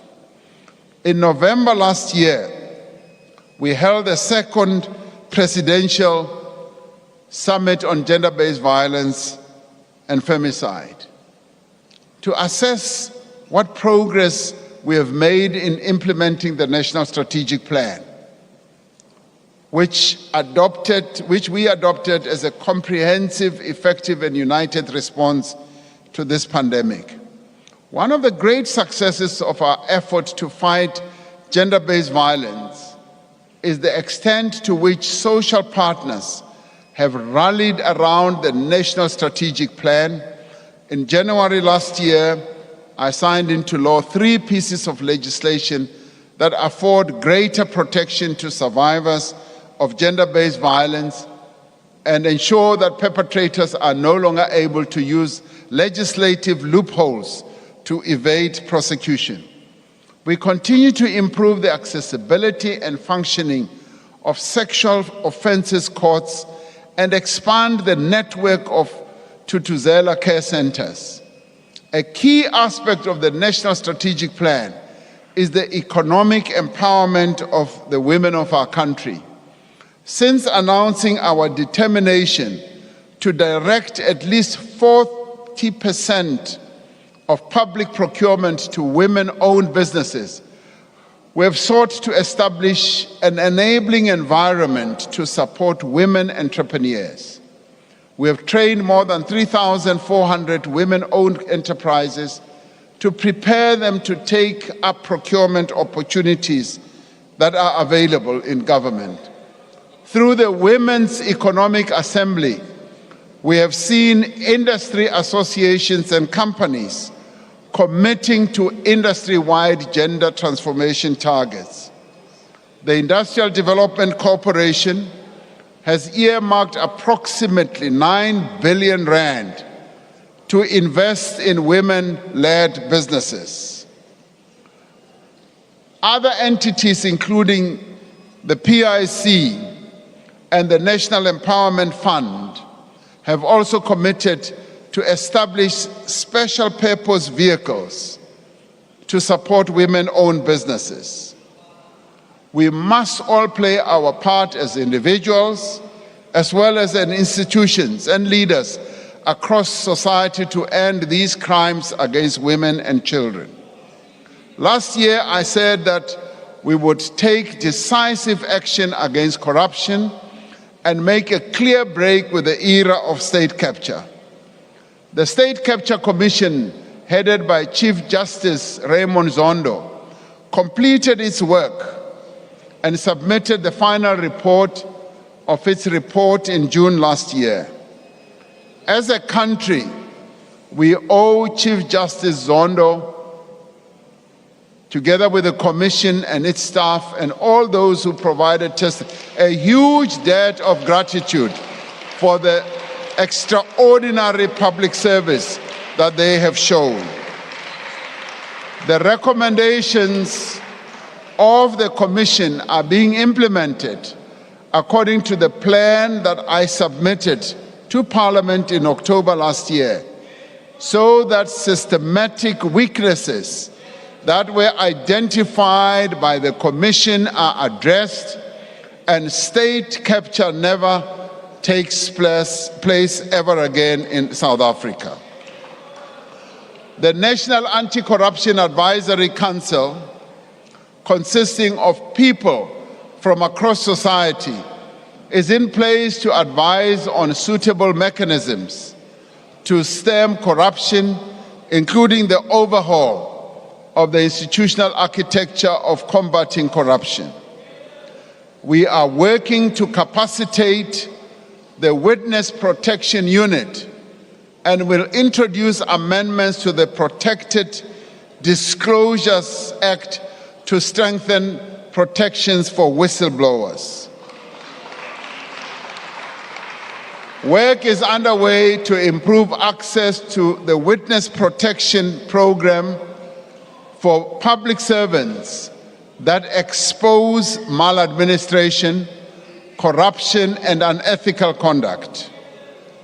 We will finalize the draft public procurement bill to address weaknesses identified by the State Capture Commission and improve efficiency, value for money, and transparency in our procurement system. Our reinvigorated law enforcement agencies are taking firm action against companies and individuals alleged to have been involved in state capture. The NPA, the investigating directorate, which I established in 2019, has taken 187 accused persons to court in 32 state capture corruption cases. Over 7 billion rand has so far been returned to the state from state capture cases. To date, 12.9 billion rand of funds and assets have been frozen. This year, the investigating directorate will be established as a permanent entity within the NPA. Now, to achieve any progress in addressing the urgent challenges that we face, we need a capable and effective state. Our greatest weaknesses are in the state-owned enterprises and in local government. Many of our SOEs are struggling with significant debt, with underinvestment in infrastructure, and of course, with the effects of state capture and shortage of skills. We will implement the recommendation of the Presidential SOE Council to establish a state-owned holding company as part of a centralized shareholder-owner model to ensure effective oversight over our SOEs. Separately, I have instructed the Presidency and the National Treasury to work together to rationalize government departments, entities, and programs over the next 3 years. National Treasury estimates that we could achieve a potential saving if we restructure government of some 27 billion rand in the medium term, if we deal with the overlapping mandates, close ineffective programs, and consolidate entities where appropriate. The poor performance of many local governments remains an area of concern. Too many of our municipalities, 163 out of 257, are dysfunctional or are in distress due to poor governance, ineffective and sometimes corrupt financial administrative management, and poor service delivery. The government is implementing a number of interventions to address failures at local government and to improve basic service delivery as well. Now, these include enhancing the capacity of public representatives and officials, maintaining and upgrading local infrastructure, and invoking the powers of national government to intervene where municipalities fail to meet their constitutional responsibilities.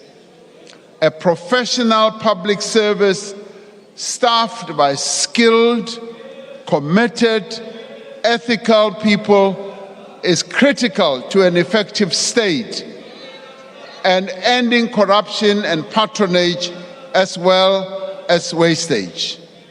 Now, in response to the State Capture Commission and in line with the framework for the professionalization of the public service, integrity assessments will become mandatory requirements for recruitment to public servants, and entry exams will also be introduced.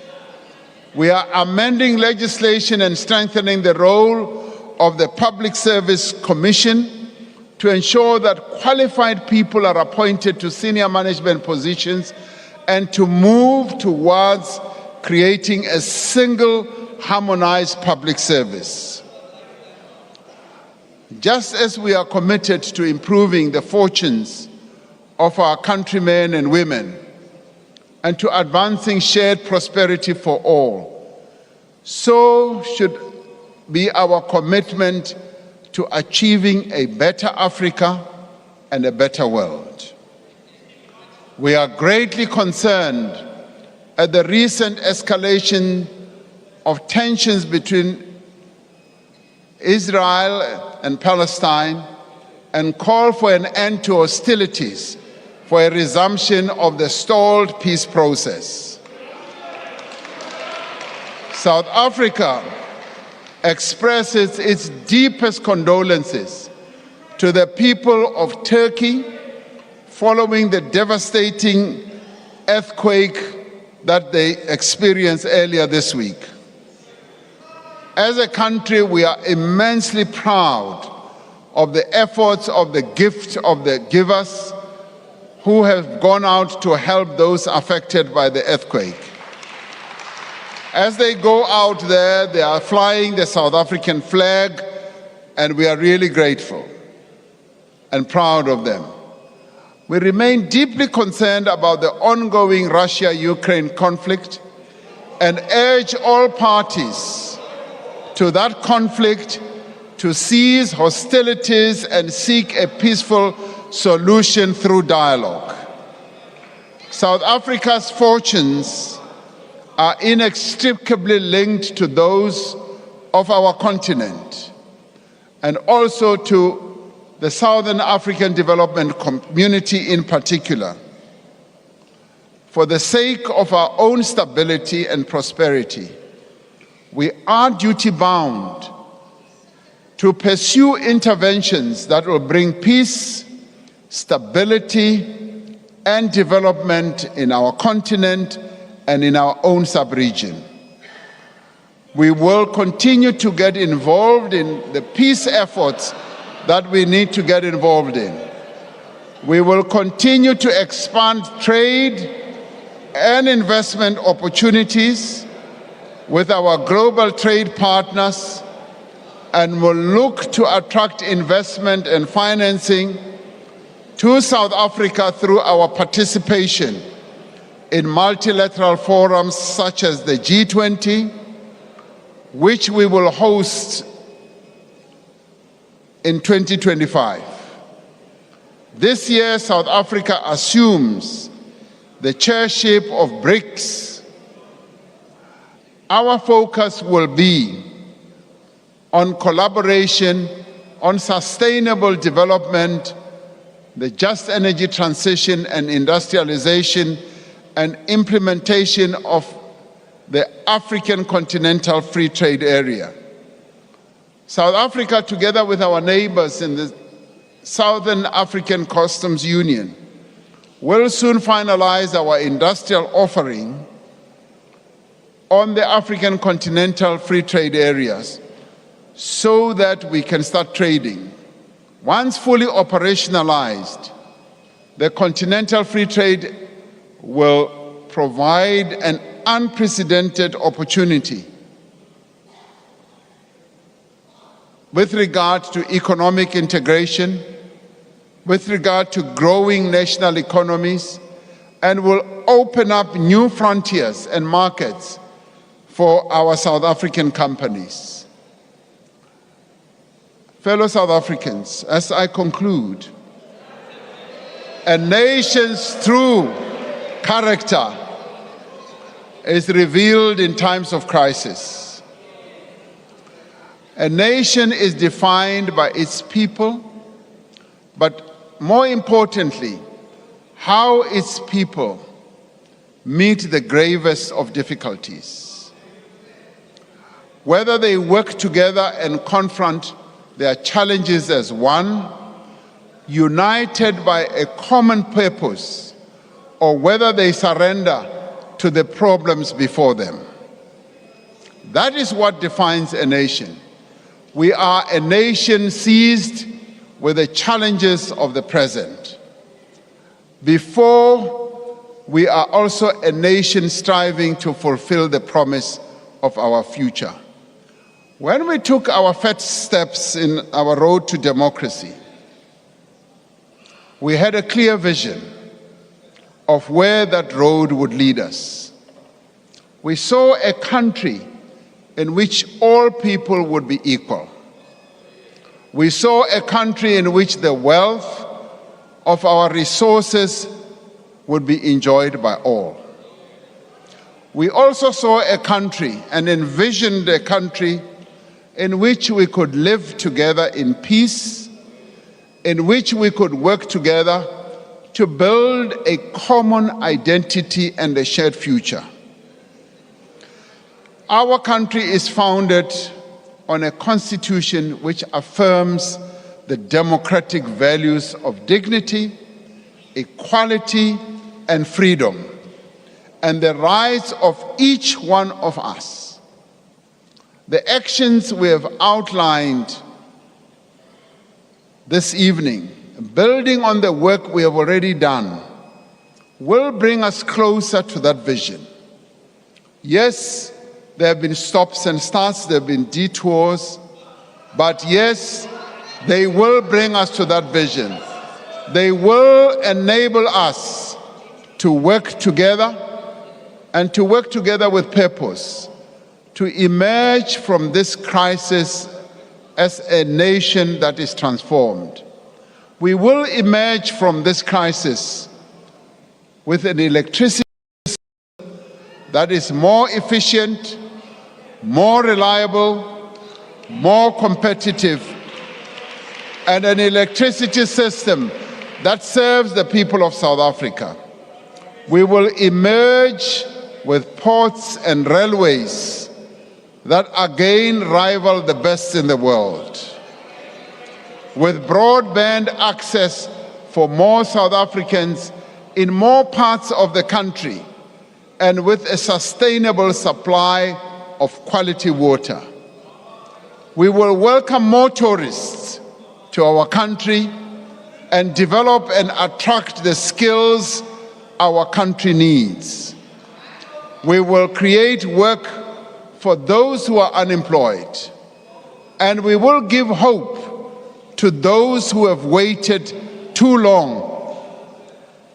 With more police on the street, with the functioning of community policing forums, and an effective and independent prosecution authority, our people will be able to count on the protection of the state.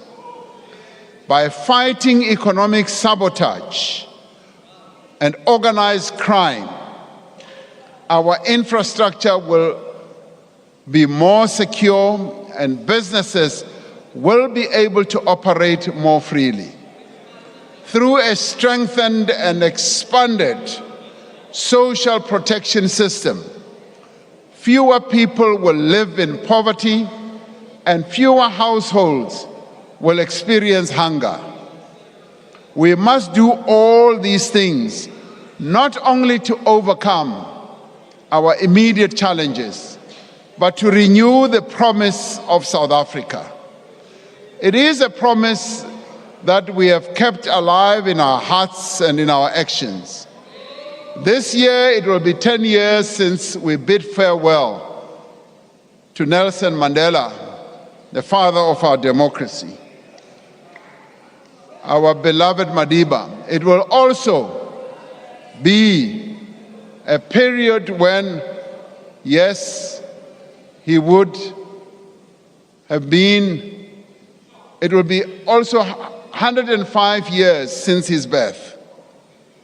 As we honor his great life and his memory, I think we should draw inspiration from the words he spoke at his inauguration in 1994 when he said, "Out of the experience of an extraordinary human disaster that lasted too long, must be born a society which all humanity will be proud. Our daily deeds as ordinary South Africans must produce an actual South African reality that will reinforce humanity's belief in justice, strengthen its confidence in the nobility of the human soul, and sustain our hopes for a glorious life for all," close quotes. Now, to build such a society, to overcome the great difficulties of the moment, we need to work together. And we need to work together and leave no one behind. And we need to stay the course. We need, as a nation at this time more than at any other, to reveal our true character. We need to work together and, as I said, leave no one behind. I've often asked myself, as president, and asked myself, why am I doing this job?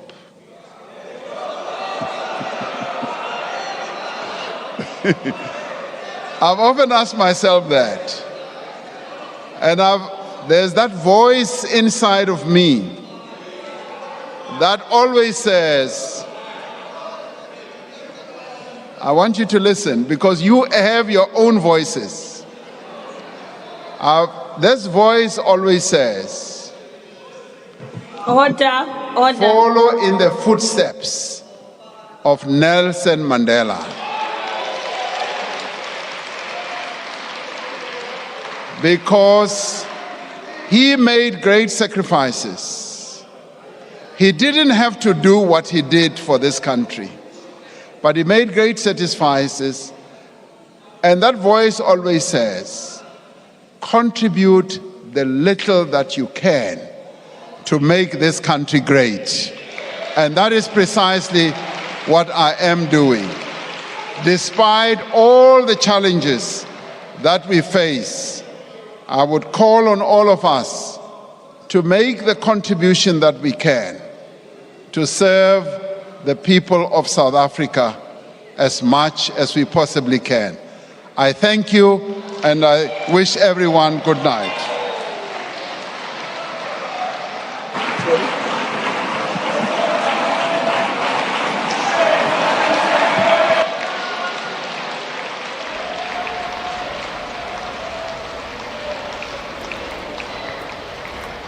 And there you have it. President Cyril Ramaphosa has just finished delivering his 7th State of the Nation address. We are still here. We listened with you. I'm still Adrian Basson. I'm joined by Carol Payton, News24's writer-at-large, and Mpumelelo Mkabela, our political analyst colleagues. It was a SONA of hope. There was a lot of that tonight. The president says we are a resilient nation. We've overcome the struggle, we've overcome COVID, and now we need to be resilient for the electricity crisis, which really dominated his State of the Nation address, as we suspected, and it should have had. But Mpumelelo, before we dive into the meat of the speech, and Carol decodes for us what exactly the president said about electricity, because there was a lot. Let's spend literally 45 seconds on the EFF and what they did tonight. Look, they were executing their well-known or well-established strategy of disruption, and the idea is obviously to draw attention, to get the limelight. They know how many people are viewing the SONA, and they always get leverage out of that. And they also know that there's a lot of people who are frustrated by government. They are frustrated by Cyril Ramaphosa's pala issues, and they are thinking that they can get more sympathies or more followers by raising these issues they are raising. But I think that strategy is coming to a dead end in terms of yielding results. So people are looking at what else can the EFF do beyond what they are doing. I also think that for a greater part, other than a few outbursts, the speaker handled the matter very well. However, it raises new issues that have to be taken further. The storming in of the presidential guard, which was also preceded by a new thing where the opposition actually literally walked into the stage, which has never happened before. That was quite extraordinary, I must say. We were expecting the EFF, when the speaker called in the sergeant of arms and the protectors, we were expecting them to just go out that door where they were sitting, and then suddenly a number of EFF members of parliament stormed onto the stage where Ramaphosa was sitting. I mean, I think we were discussing here what would happen if you're in the street and the president comes in front, you would storm him. I mean, you would be left quite injured. It was quite extraordinary, but there's one thing that we hardly notice: the restraint of the other members of parliament, be it from the ANC or even the other opposition parties who don't agree with this type of strategy. The extent to which they remain restrained is quite remarkable, because a situation like this, the EFF compared to the rest of the House, they're not a big party. They could easily be overwhelmed by a counter-violence of the other members, but people remain restrained in the face of this. It's quite remarkable. And but I think as a political strategy, it's reaching a dead end for the EFF. I think they misread the room tonight, it seemed to me. Carol, we are in a state of disaster again. I am having a bit of deja vu, and not in a good way. It was just a year ago when we came out of a state disaster, less than a year ago because of COVID-19. What exactly does this mean? I mean, what does being in a state of disaster mean? Are there immediately limitations on people's movement, or what we can do as a person, as an individual, or as a company?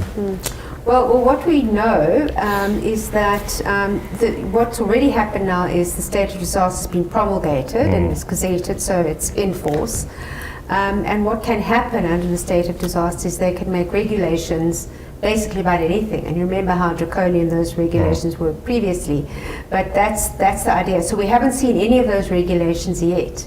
Those, I guess, will be coming in the next few days. And they're going to tell us, well, what it really, really means. So at the moment, we don't know what it really, really means. But one can speculate that, there are things that they want maybe to do more quickly, such as they don't want to be inhibited by procurement law, perhaps they don't want to be inhibited by environmental controls. There may be, but the extent to which, they don't have they don't have carte blanche. They can't violate every environmental law in the country. So we don't know exactly what it'll mean, but that's what it is. They can come with regulations and say from tomorrow, nobody will light up their buildings at night or something. But I mean. Yeah. I quickly glanced through the 8-page gazette that was published, and it seems that the strongest reason given for a state of disaster is a looming blackout, or to prevent a blackout. Interesting, that's the first time the government has used that word. I mean, it's only been us in the media that's been... Yeah, and I think it's because they needed to make the case, because as we know, the various parties have already said, Solidarity, for instance, said as soon as that state of disaster is promulgated, they're going to litigate. So they needed to really make the case quite strongly that they really, really need this to avert, an absolute disaster, a real disaster. So that's why they used the word. And I don't think the likelihood of a blackout has increased today compared to what it was yesterday. Just before I go to Mpumelelo, did you hear anything from the president that in your mind justifies a state of disaster? Because you were quite opposed to it before the speech started. Look, I'm still not convinced. I think, for me the headline announcement in the speech was this Minister of Electricity.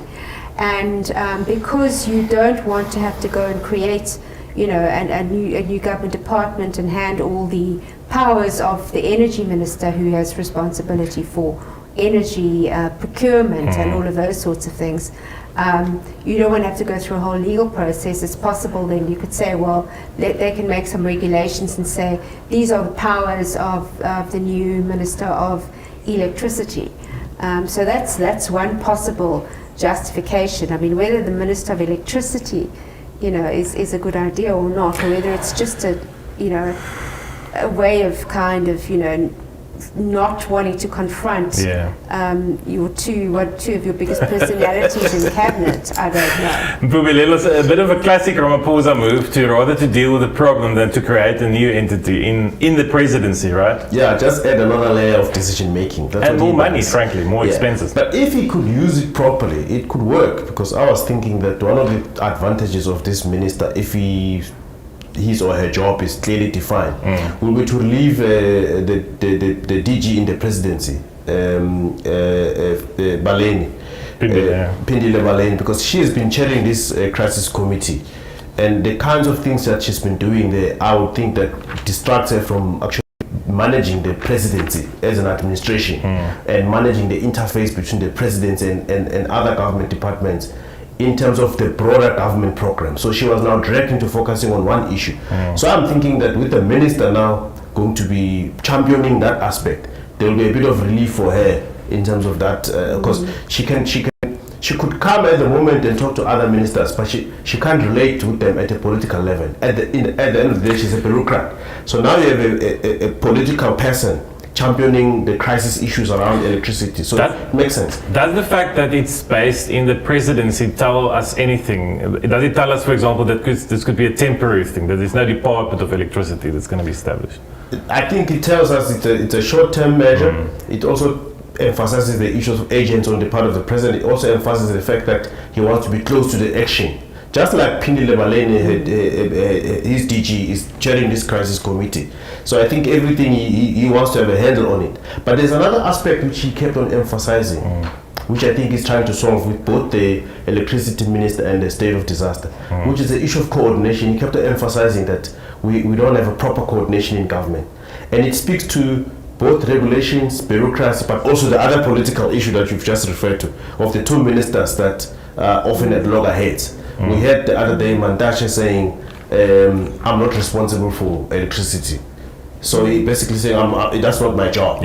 So the question is whose job it is. Okay, now we know that in the meantime, while we have a crisis, we have a minister of electricity dealing with the crisis. It did also strike me, Carol, and we need to wrap. Our colleague Konita Hunter is standing by outside Parliament.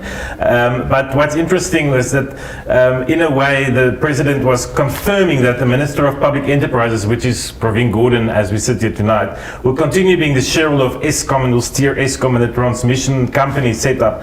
But this Minister of Electricity will oversee all aspects of our response to the crisis, will oversee the work of NECOM and focus full-time on ending load shedding. So it's in a way also saying to the country, forget this idea that Eskom is what's going to give us electricity in the future. Electricity is much more than Eskom. Let Pravin finish Eskom, the work of Eskom. I'm just speculating. Maybe there could be something there. Look, I think this Ministry of Electricity will, he says, work with the Eskom board and the management. So it's going to be very, very involved in Eskom. But I think that it's yeah, I'm not too sure that it's a good idea to, you know, I mean, and who the hell would come and in and be this Minister of Electricity? You know, that's going to be the big. Apparently, Andre de Ruyter is without a job. Colleagues, thank you very much. There's also a restructuring of the government on cards for the next 3 years. We've heard similar noises like that before. Yeah. But let's now switch over to our colleague Konita Hunter, who's standing by outside the Cape Town City Hall.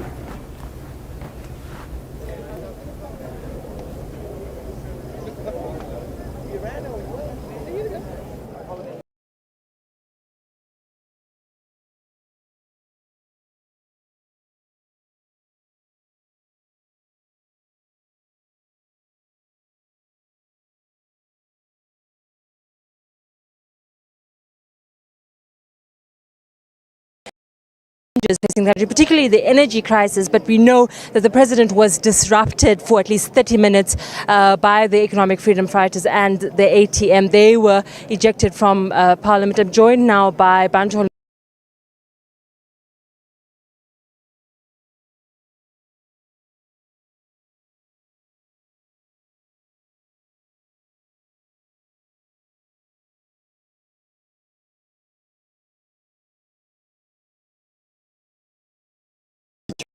The plan, his wishes, but he has no team to implement all his wish list. So I won't be surprised that come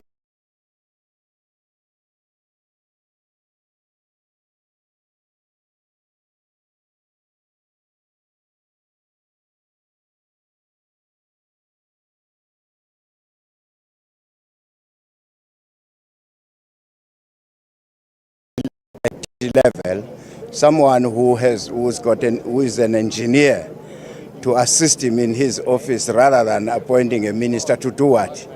Because as things stand, you have the Minister of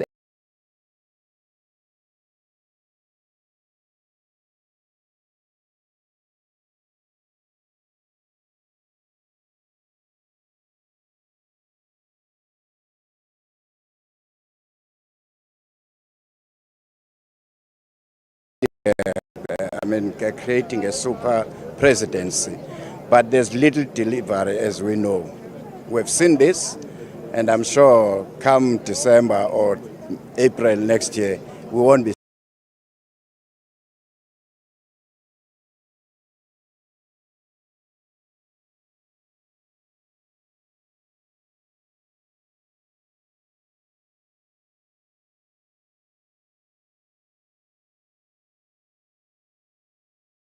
I would suggest he does is to appoint an institution like DBSA, where the funds would be managed by DBSA. So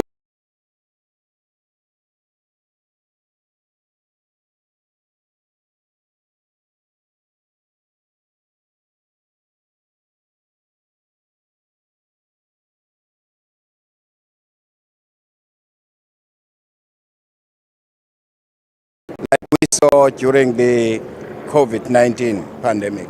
Thank you very much for your time. As you have it, that was UDM leader Bantu Holomisa speaking to us about his response to President Cyril Ramaphosa's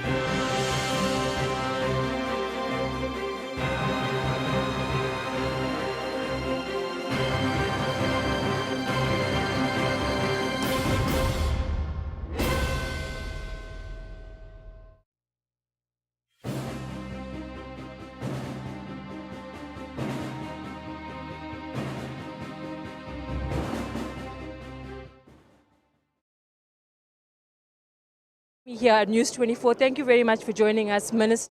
Minister, your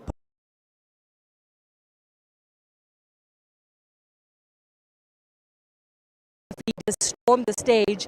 What did you make of that?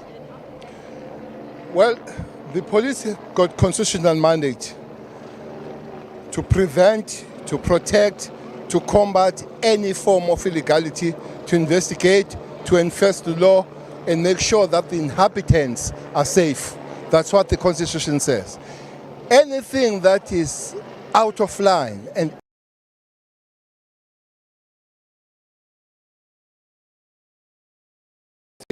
remember, we have a history in this country where the Prime Minister was killed in the chamber. So we're not going to take chances. The EFF says its leader was, they were protected by parliamentary rules that they're allowed to say anything and that only parliamentary protection services can be used to inside the actual chamber. To say anything, but not to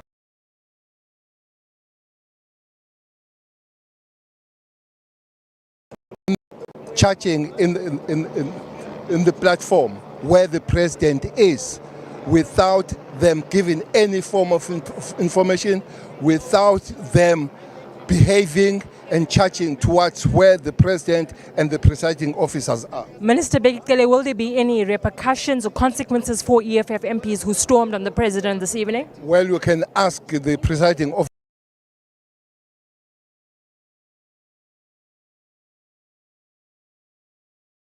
They storm the head of state and the presiding officers, do something that has never happened before. We had to act, and I'm very much proud the way the officers, and again, we act the same way if the same thing happened. All right, there you had it from Police Minister Bekele saying he was proud of the behavior of police officers who sought to protect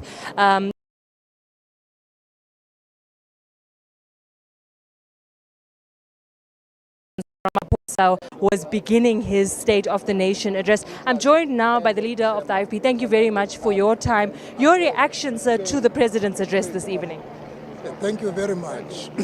My summary would be, it was a long-winded State of the Nation address, which was a narrative around Eskom and load.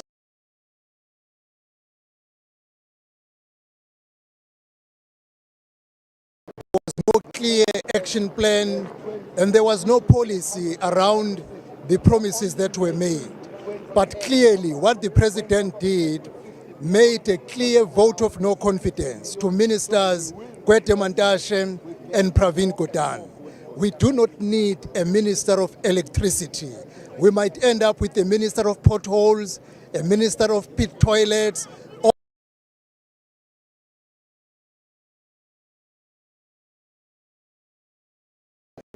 load shedding challenges under the Ministry of Minerals and Energy.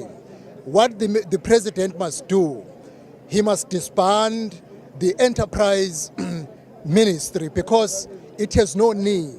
The IFP has long been calling for the rationalization as well as the consolidation of the departments.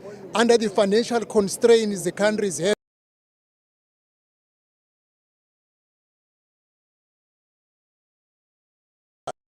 the IFP laments that what the president said is not going to be a solution very soon.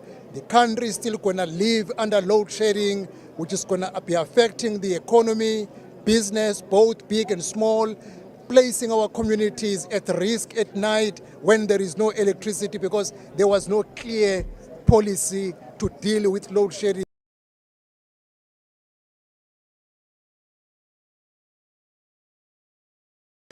The State of the Nation coming next week. Thank you, Mr. Hlappi. Thank you very much. And there you had it from the leader of the IFP, echoing the sentiments of UDM leader Bantu Holemiso, who spoke to us earlier, saying that the president's speech sits outside of reality. Just to paint the scene here outside of the City Hall, after the president has delivered his State of the Nation address, there's a lot of opposition party leaders speaking to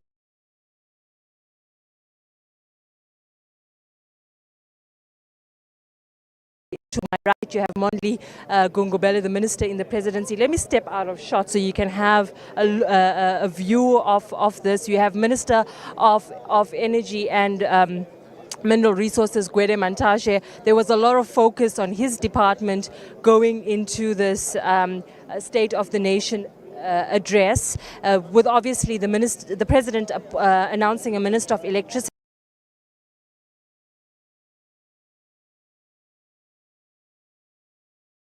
Energy department works and how the Department of Public Enterprises works.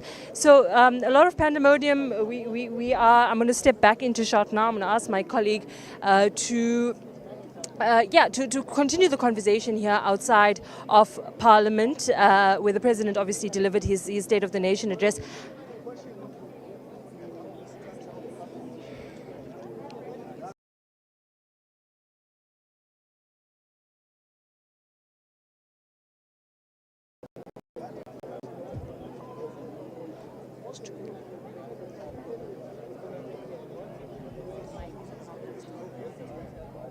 The mic is fine on my side. It's what?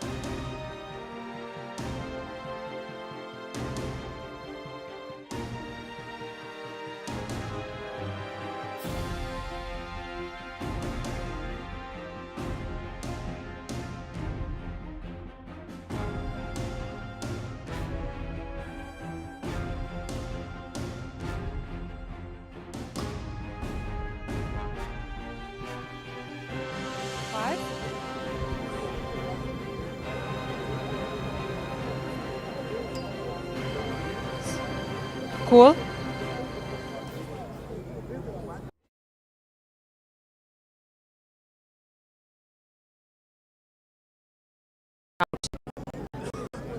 All good on his side.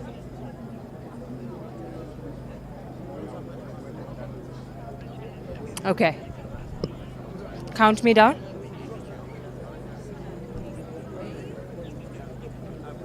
All right, now I'm joined by the goods Brett Haram. Thank you very much for your time. You heard what the president said this evening.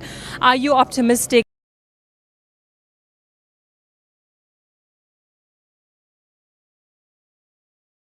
in the country?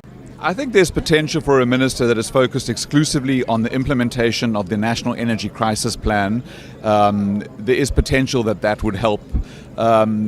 Because I think the president didn't announce a new plan. He announced that we're staying the course to implement the plan that was announced in July last year. And that is a good thing, that we have a plan. Let's implement it no matter how difficult it is.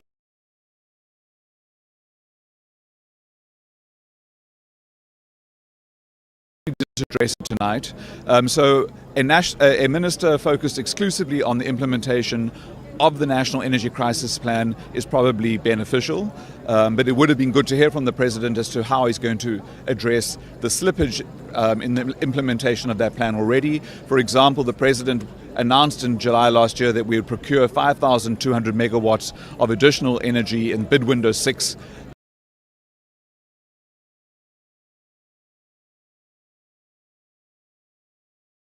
The state of disaster announcement is, I think, an announcement that is for appearances. It's not really a necessary step. All right, and just overall, are you optimistic that the president's plans will be implemented by his government? It's really important for the president to hold his government and his cabinet ministers accountable for implementation. I was pleased to hear him acknowledge the good minister, Patricia.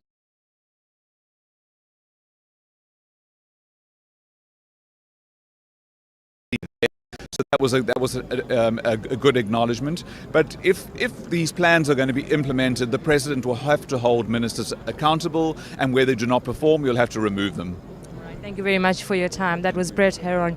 He is a good party leader, talking a little bit more optimistically than other opposition leaders here this evening. But just to wrap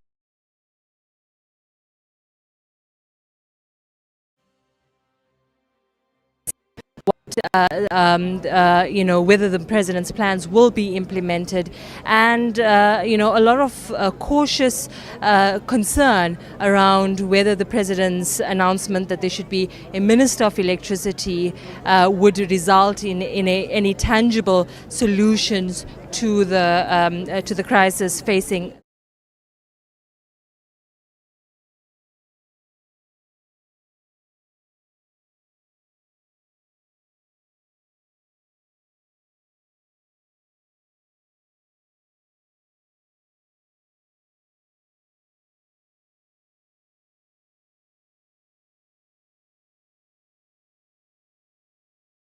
which is the security of supply of electricity. As you would know, health facilities are very vulnerable across the value chain of security of health facilities. In terms of just being able to operate, we depend on reliable electricity supply. So it's been a drain on our meager resources to keep the generators running when there is a stage 6 of load shedding. So we are very hopeful. It affects, a value chain of even safety of our medicines. Many equipments have been getting damaged, expensive equipment, which depends on steady supply of electricity. So we hope that if these interventions can materialize, we will be able to focus on our core business, which is really providing health services, and not worry about cold chain, fridges, and all sorts of, pharmacy departments, whether the medicines are safe, because you need reliable air conditioning to keep a lot of our stock, safe. The president did indicate that it will take about 12 to 18 months for there to be any turnaround. I mean, can health departments continue this way? Well, I heard him talking about even quicker than 12 to 18 months, that some of those interventions under the state of disaster can actually be fast-tracked. So one is hoping that we will not wait for 12 to 18 months, and that will start in a few months' time. If these interventions can be unlocked through the state of disaster, we are hoping that some of those can be realized sooner rather than 12 months to 18 months. All right, and there you have it from the Health Minister, Joe Butler. Thank you very much for joining us. I'm going to wrap it up here from News24 politics team outside the City Hall, where the President delivered his State of the Nation address. And thank you so much for joining us.